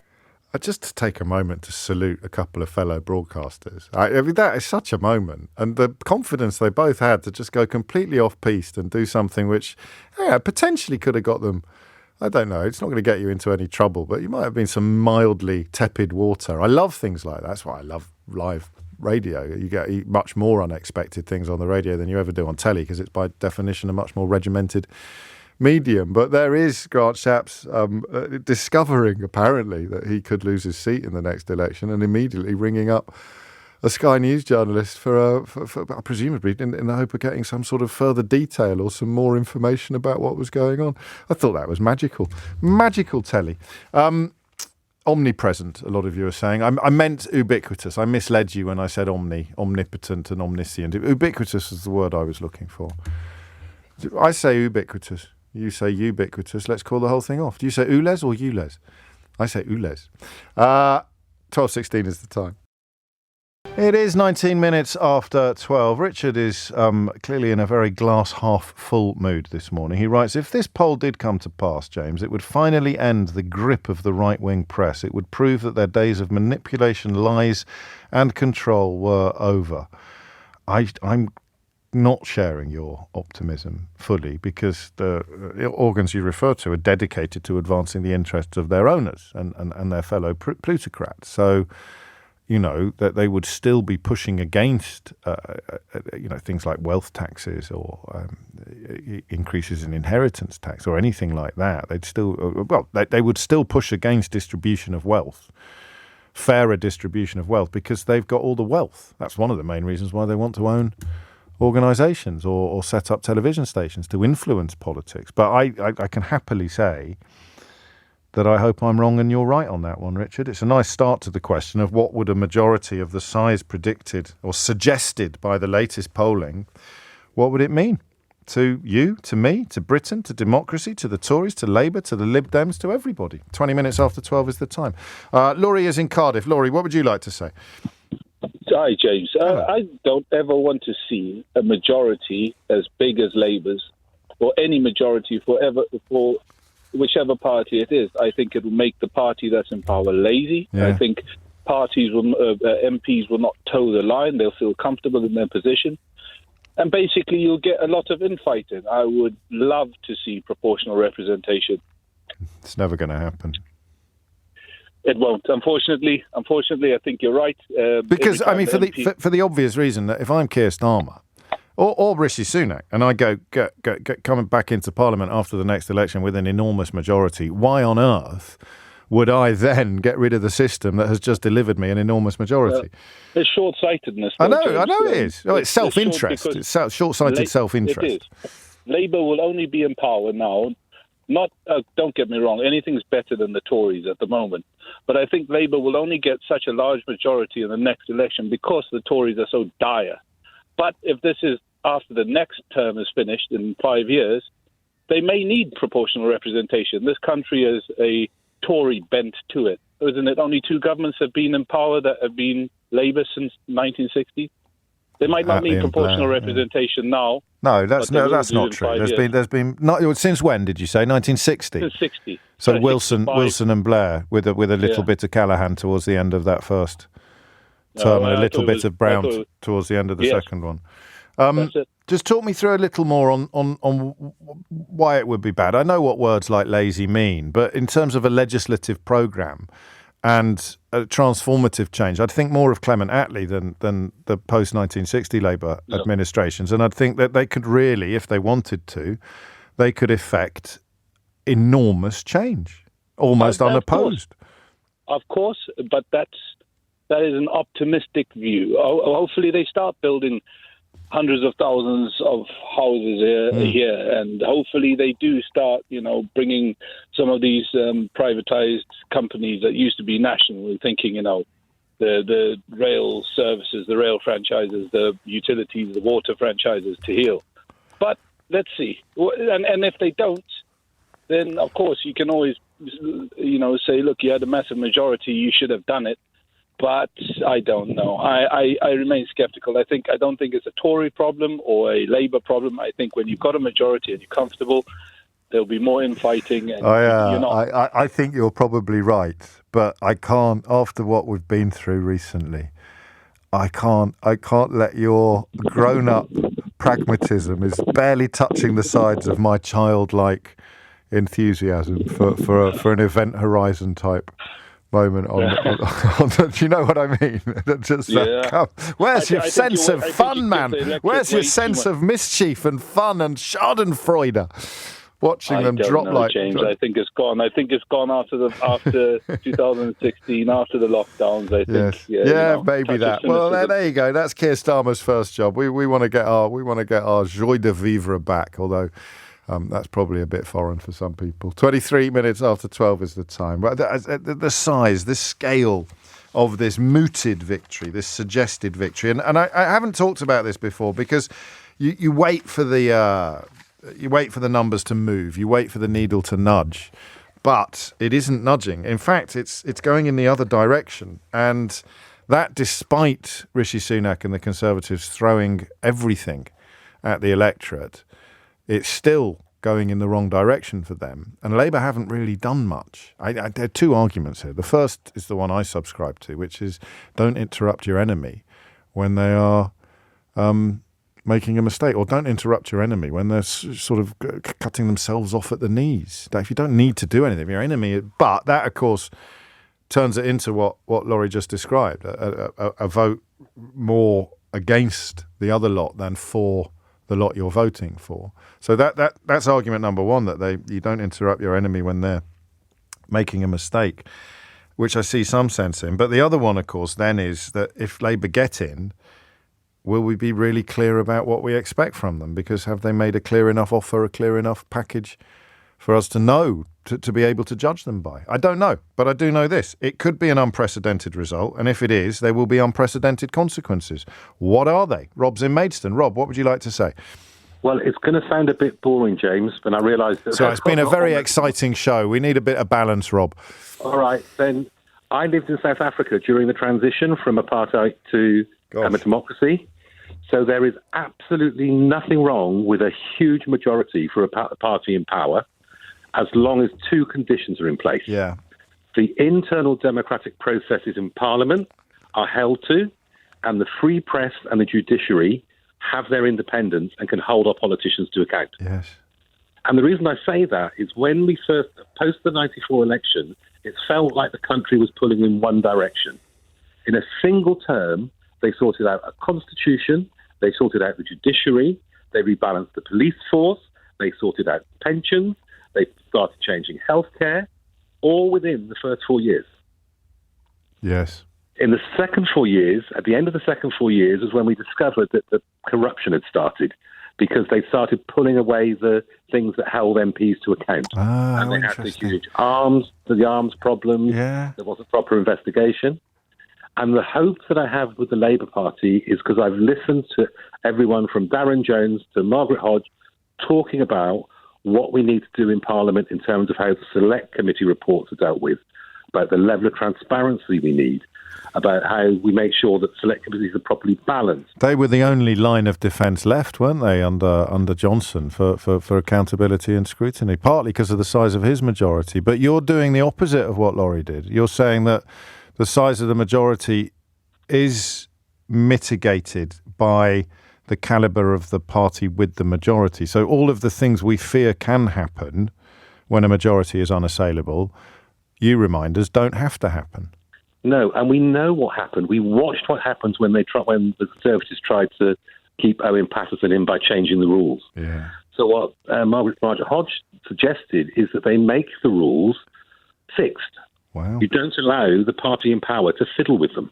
You're paying rather more attention to proceedings than I am at the moment, Rob. I'm delighted to say it's not boring at all. I've been unemployed for a long time. Oh, I'm sorry to hear watching that. the Parliament I'm channel. sorry to hear that. But there it is. So actually, and this would be, I don't know whether, I mean, I would feel it was an antidote or a pushback against some of the worst excesses of the last few years, particularly between sort of 2019 and 2022, is that you actually rebuild or revivify the constitutional framework, the actual systems, the checks and balances that Johnson and Cummings were so contemptuous of. Yeah, and you have today when you played those clips earlier of journalists holding politicians to account, yes, it becomes more important the larger the majority is. Yeah, except that, and now we come back to the optimism of the fellow a moment ago saying that it would possibly break the stranglehold of the right-wing media.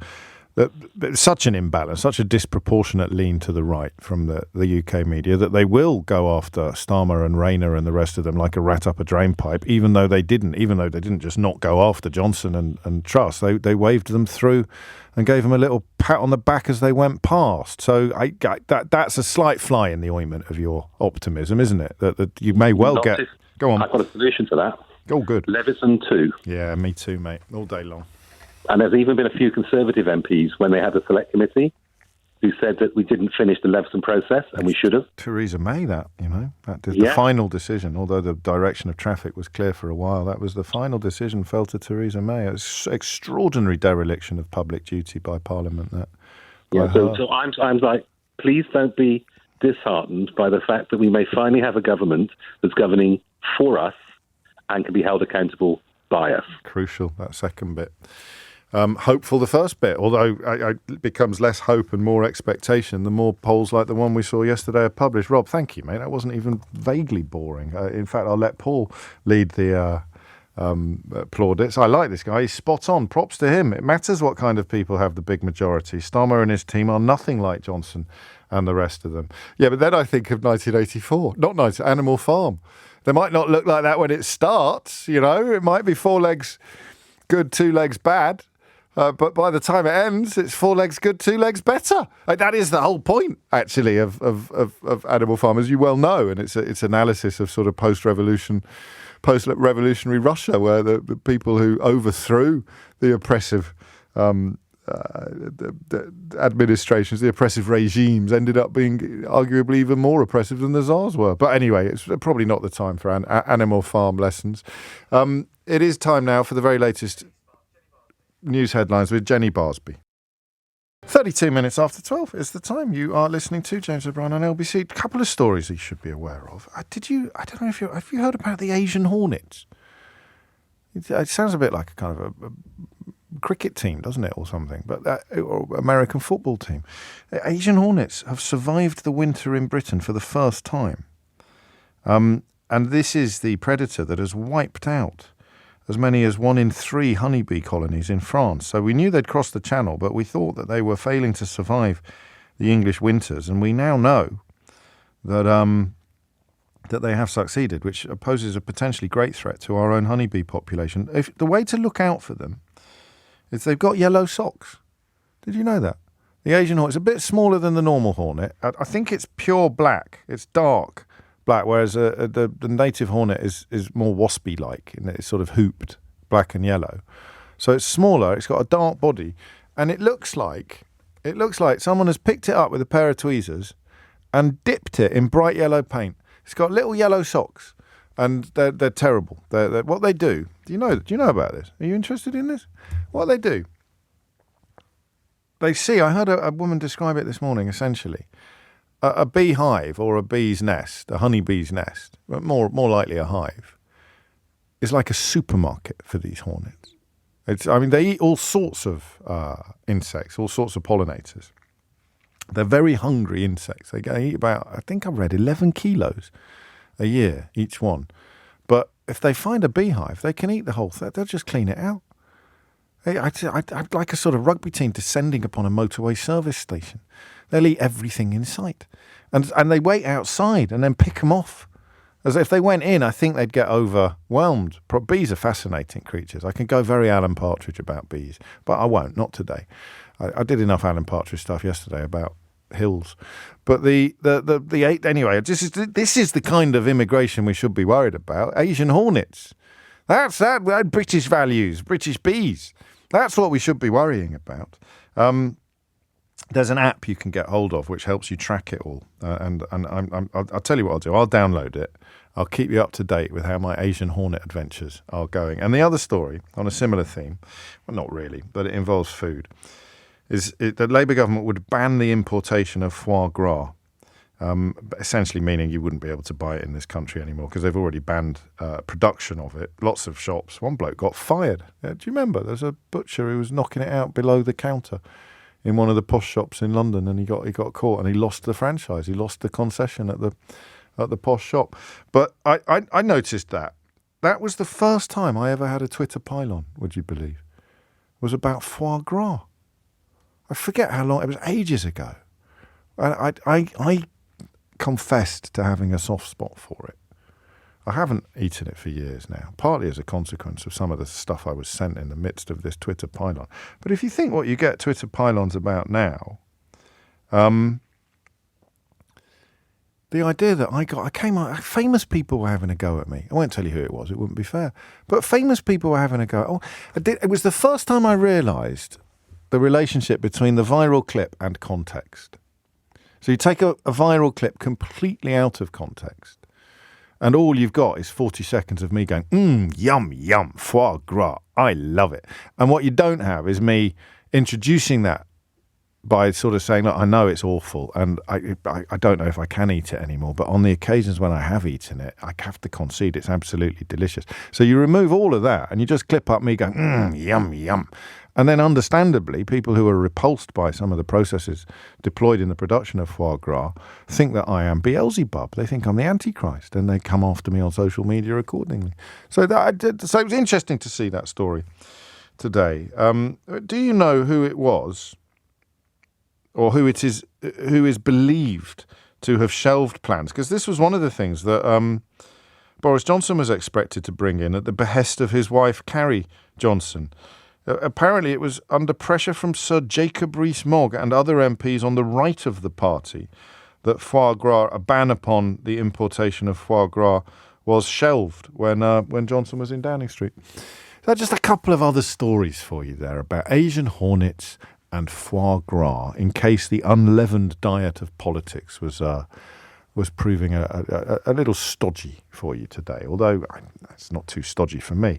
Of course, it begs the question of whether Natalie in Taunton can remember why she rang in. Natalie, an enormous majority for the next Labour government, as is suggested by all the current polling. What would it mean? Hello. Hello. Well, first of all, I am looking forward to the prospect of ministers, Prime Minister, etc., having a life that's a little bit closer to mine than we've been used to over the last decade or so, and I think that's really important. Yes. Why do you think that's important? Because I think the decisions that are made... Hang on, I'm going to come back to you. The phone line's gone. It's because I was banging on about Asian hornets and foie gras. Your phone signal's deteriorated. I want to come back to that point because it may be a topic on tomorrow's show, and we can give Natalie the job of doing the production on it. Ivan's in Ipswich. Ivan, what do you think? Hello, James. Hello, Thank Ivan. you for having me on the show. You're most welcome. In usual circumstances, I would say a huge landslide majority is not essential, but I think it is for Labour at this point because of all the damage the Tories have done over the last 14 years. We need a strong government of Labour to bring in policies to help the many, not the few. Yes. I quite like that phrase. It means that you would have almost unchallenged power. That doesn't trouble you at all? As I say, most of the time I would not. But you think we're in desperate times call for desperate measures. Desperate times call for enormous majorities. Yes, you've hit the nail on the head. there, James. I think I agree with you, Ivan, actually. I think this is a sort of more grown-up version of me saying, when I'm asked this question, and I sort of go, sack it, can't be too big, who cares? On we go. It's a more thoughtful thing, is that we've got some serious constitutional reparations to undertake, and in order to do that, and Starmer, as a former DPP, presumably has the appetite for this. I felt when he was doing the exchanges with Boris Johnson that his disdain for the contempt displayed by Johnson and some of his colleagues for parliamentary rules, I thought it was quite personal at times. So I hope you're right. Let's go back to Natalie. Before you move on to the meat of your call, just that little, because I never know, Natalie, on whether or not having somebody much richer than me in Downing Street matters, but you think it does. Yeah, hello. Hello. Yes, I think it does. I think it's a question of authenticity in terms of relatability, so that if somebody who has never had to worry about paying the rent or a bill in their lives is talking to me about coping with the rise in the cost of living, I'm just not going to take them seriously. What about Tony Benn back in the day? It's a bit before my time. Okay, well, he was a Viscount. He gave up his... Yes, I know, but he also did put that all behind him. I mean, he made a conscious choice. But he was never skint, is all I'm saying. No, of course not. Neither was Tony Blair. True. But I think the current crop are actually, you've got your Angela Rayner, your Jess Phillips. They speak with a voice that is much more relatable to the majority of people, I feel, in this country, who are making their way through, the recent issues that we've had with the economy. And I think it is, really difficult to believe that the current Prime Minister and the Cabinet have got any understanding of that at all.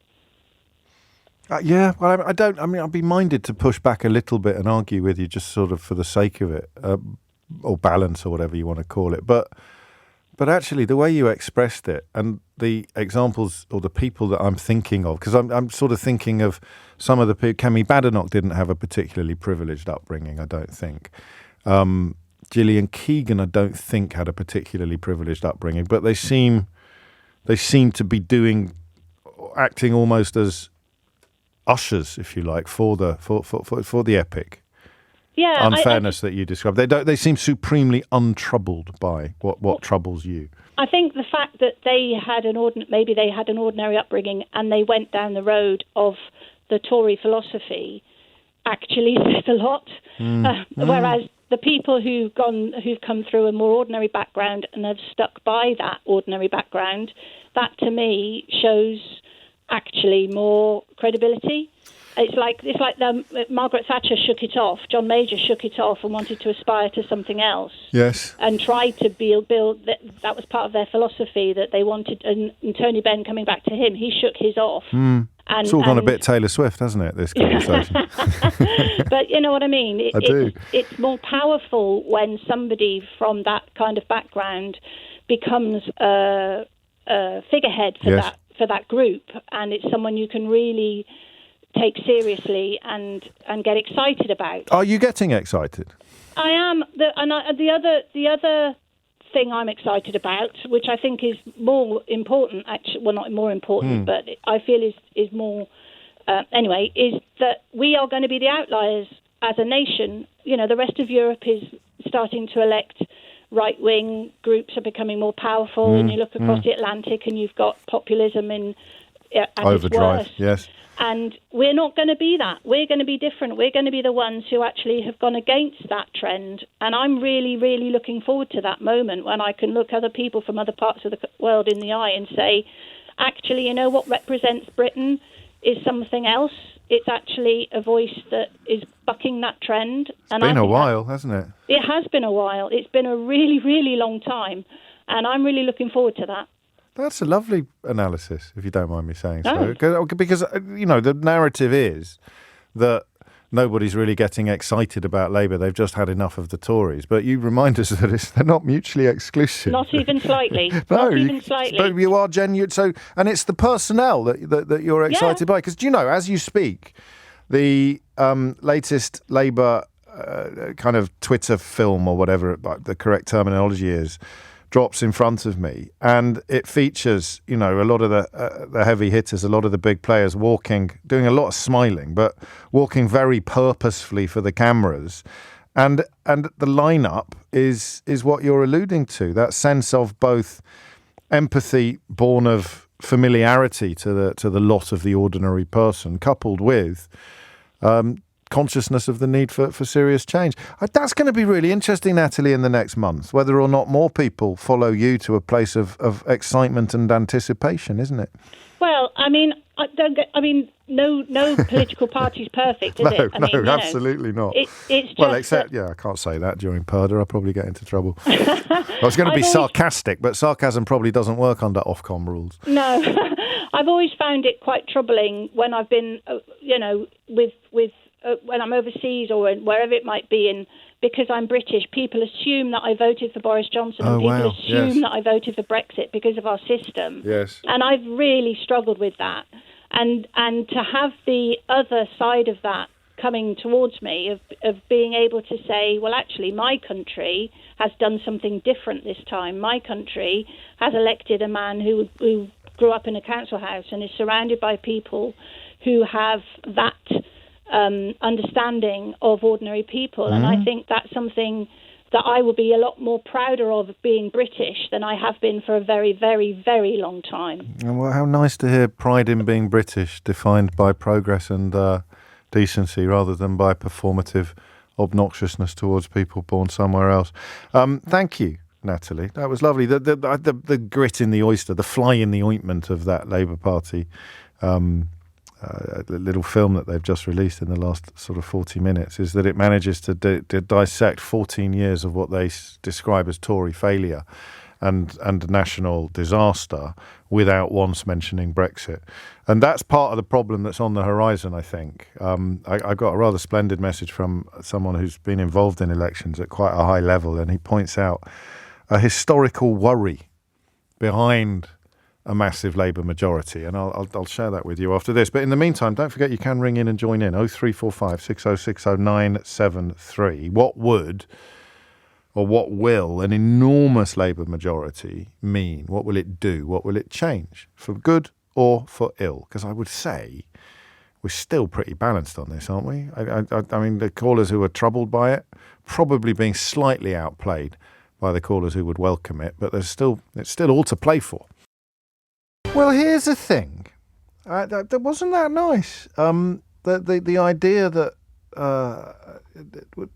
you can be a bit excited looking forward. It always happens towards the end of the programme. Increasingly as I get older, I'm a great believer that memory is finite. Have you noticed this? You're too young, probably. But memory is finite. In order to remember new stuff, I'm going to have to find a way of getting rid of some of the old stuff. What was the last caller called? That lovely lady in Somerset. Natalie, there you go. Phew, it's all there. Sometimes I just have to give it a bit of a wrinkle. But I had a really warm response to Natalie's call, and I wondered whether it was a kind of form of copium. But no, this is lovely. This is from Simon, who's in Essex. He says, your last caller really summed up how I feel. I've been ashamed to be British for many years. Please thank her from me. Harriet got in touch from Mottingham to say I can't ring in, but I just wanted to register how much I support what Natalie just said. How refreshing. And I think that many more of us are out there than people like Nigel Farage want to admit. And then Roddy, what a great caller. Let's try our best to reject apathy and negativity and be proactive, positive, but realistic about what the UK under Labour could achieve. I think we've forgotten what it is to be proud of caring and responsible governance. That's a beautiful example. And look, 3 texts does not a summer make, although there were more than 3. This is the problem of looking at the world sometimes through the lens of the only media that's available, is that some perspectives get almost completely squeezed out. For me, that Owen Paterson story is among the most important of the last 10 years, not because of what it was, but because of what it told us about the direction of traffic, about what it told us regarding the willingness of members of both the Conservative Party and the media, the Conservative supporting media, to rip up rules when their own were caught breaking them. Now, that's a recipe for disaster at every stage in human history. And politicians, sometimes to their own detriment, who are committed to rules and standards because it is for the greater good, if we are seeing a return of them, that kind of government, then, as Natalie says, it would be a source perhaps for national pride. Gosh. 12:52 is the time. Before we go to David in Aylesbury, it has been brought to my attention that this little Faragist tactic we identified earlier in the programme of attacking the questioner if you don't like the question. We heard him do it to the BBC presenter Ben Thompson, who questioned how Farage could claim that he'd only ever run for election once, when we've all literally watched him lose 7 times, including famously to a dolphin. And then we heard him attacking Michelle Hussein for pointing out that having a net zero immigration policy, when you have various sectors demanding and requiring exemptions to current immigration policy to come here, was actually nonsensical, but he called her silly. So he called one journalist boring, another journalist silly, for committing the cardinal sin of questioning him on issues where he has been, shall we say,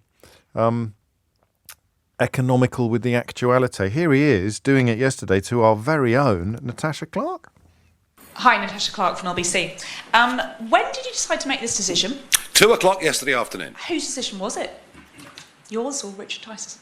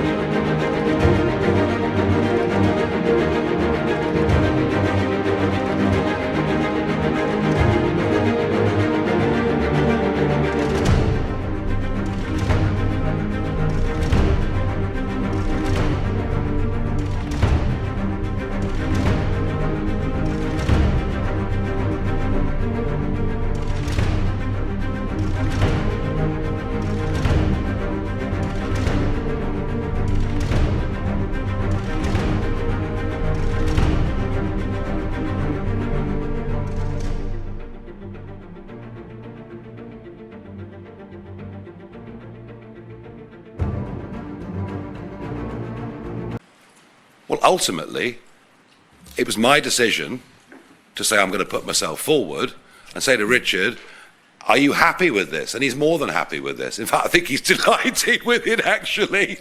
So we've talked on and off about this, of course, for months. And I've been very reluctant to do this.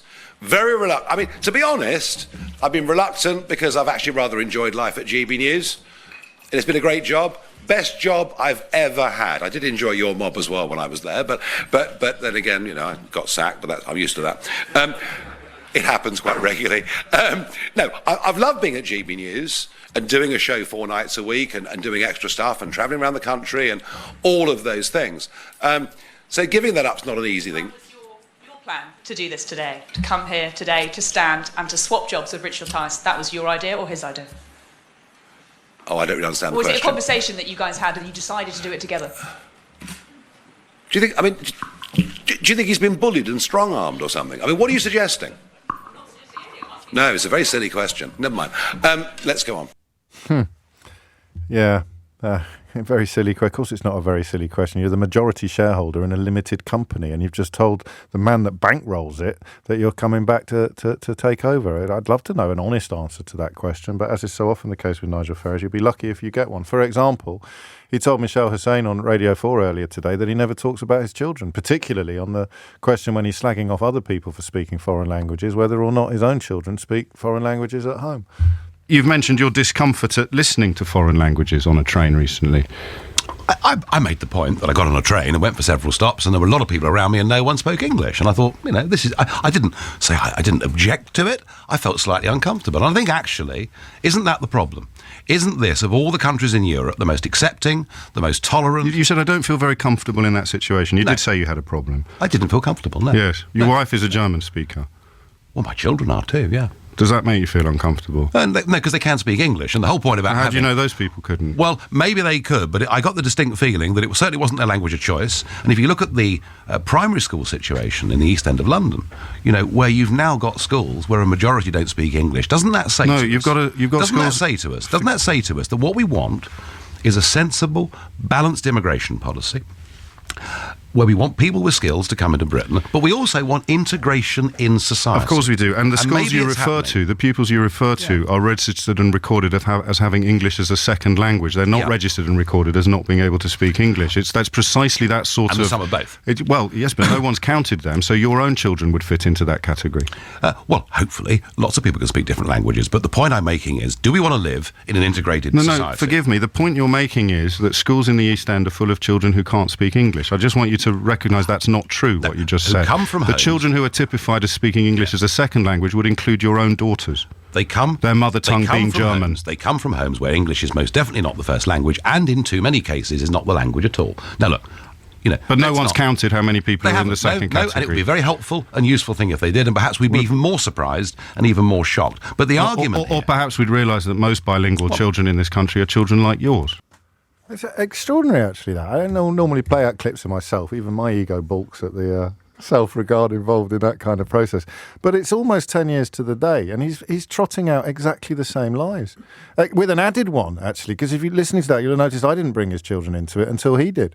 I asked about his German wife, and he said, my children do as well. And he said to Michelle Hussein on the radio this morning, I never talk about my child. I mean, he lies as easily as the rest of us breathe. But it's the same lies. With an added dimension now, he's not even pretending that he wants people to come here and integrate. He wants net zero migration. And 10 years later, he still gets away with it in using the same language, using the same nonsense, using the same tropes, and using the same, and I'm very confident in using this word, using the same blatant lies, with a new lie added today, of course, about his reluctance to talk about his own children when he couldn't wait to talk about them in that conversation, because he thought, erroneously, of course, that it would somehow help him prove a point that he couldn't prove, because guess what, it wasn't true. And yesterday it was people in Oldham who weren't speaking English, as opposed to people on trains. God forbid anyone should ever get on a train in Oldham and start speaking German. A poor fella would have an embolism. Anyway, that is it from me. Apologies to David and to Robert, who I did say would get on, but now didn't. It's pretty bad, isn't it, to ring into a radio show and not make it onto air because the presenter's been playing out 10-year-old clips of himself. But if you're not used to me by now, then you never will be. That's it from me for another day. If you missed any of today's show, you can listen back on Catch Up on Global Player, the official LBC app, where you can also pause and rewind live radio.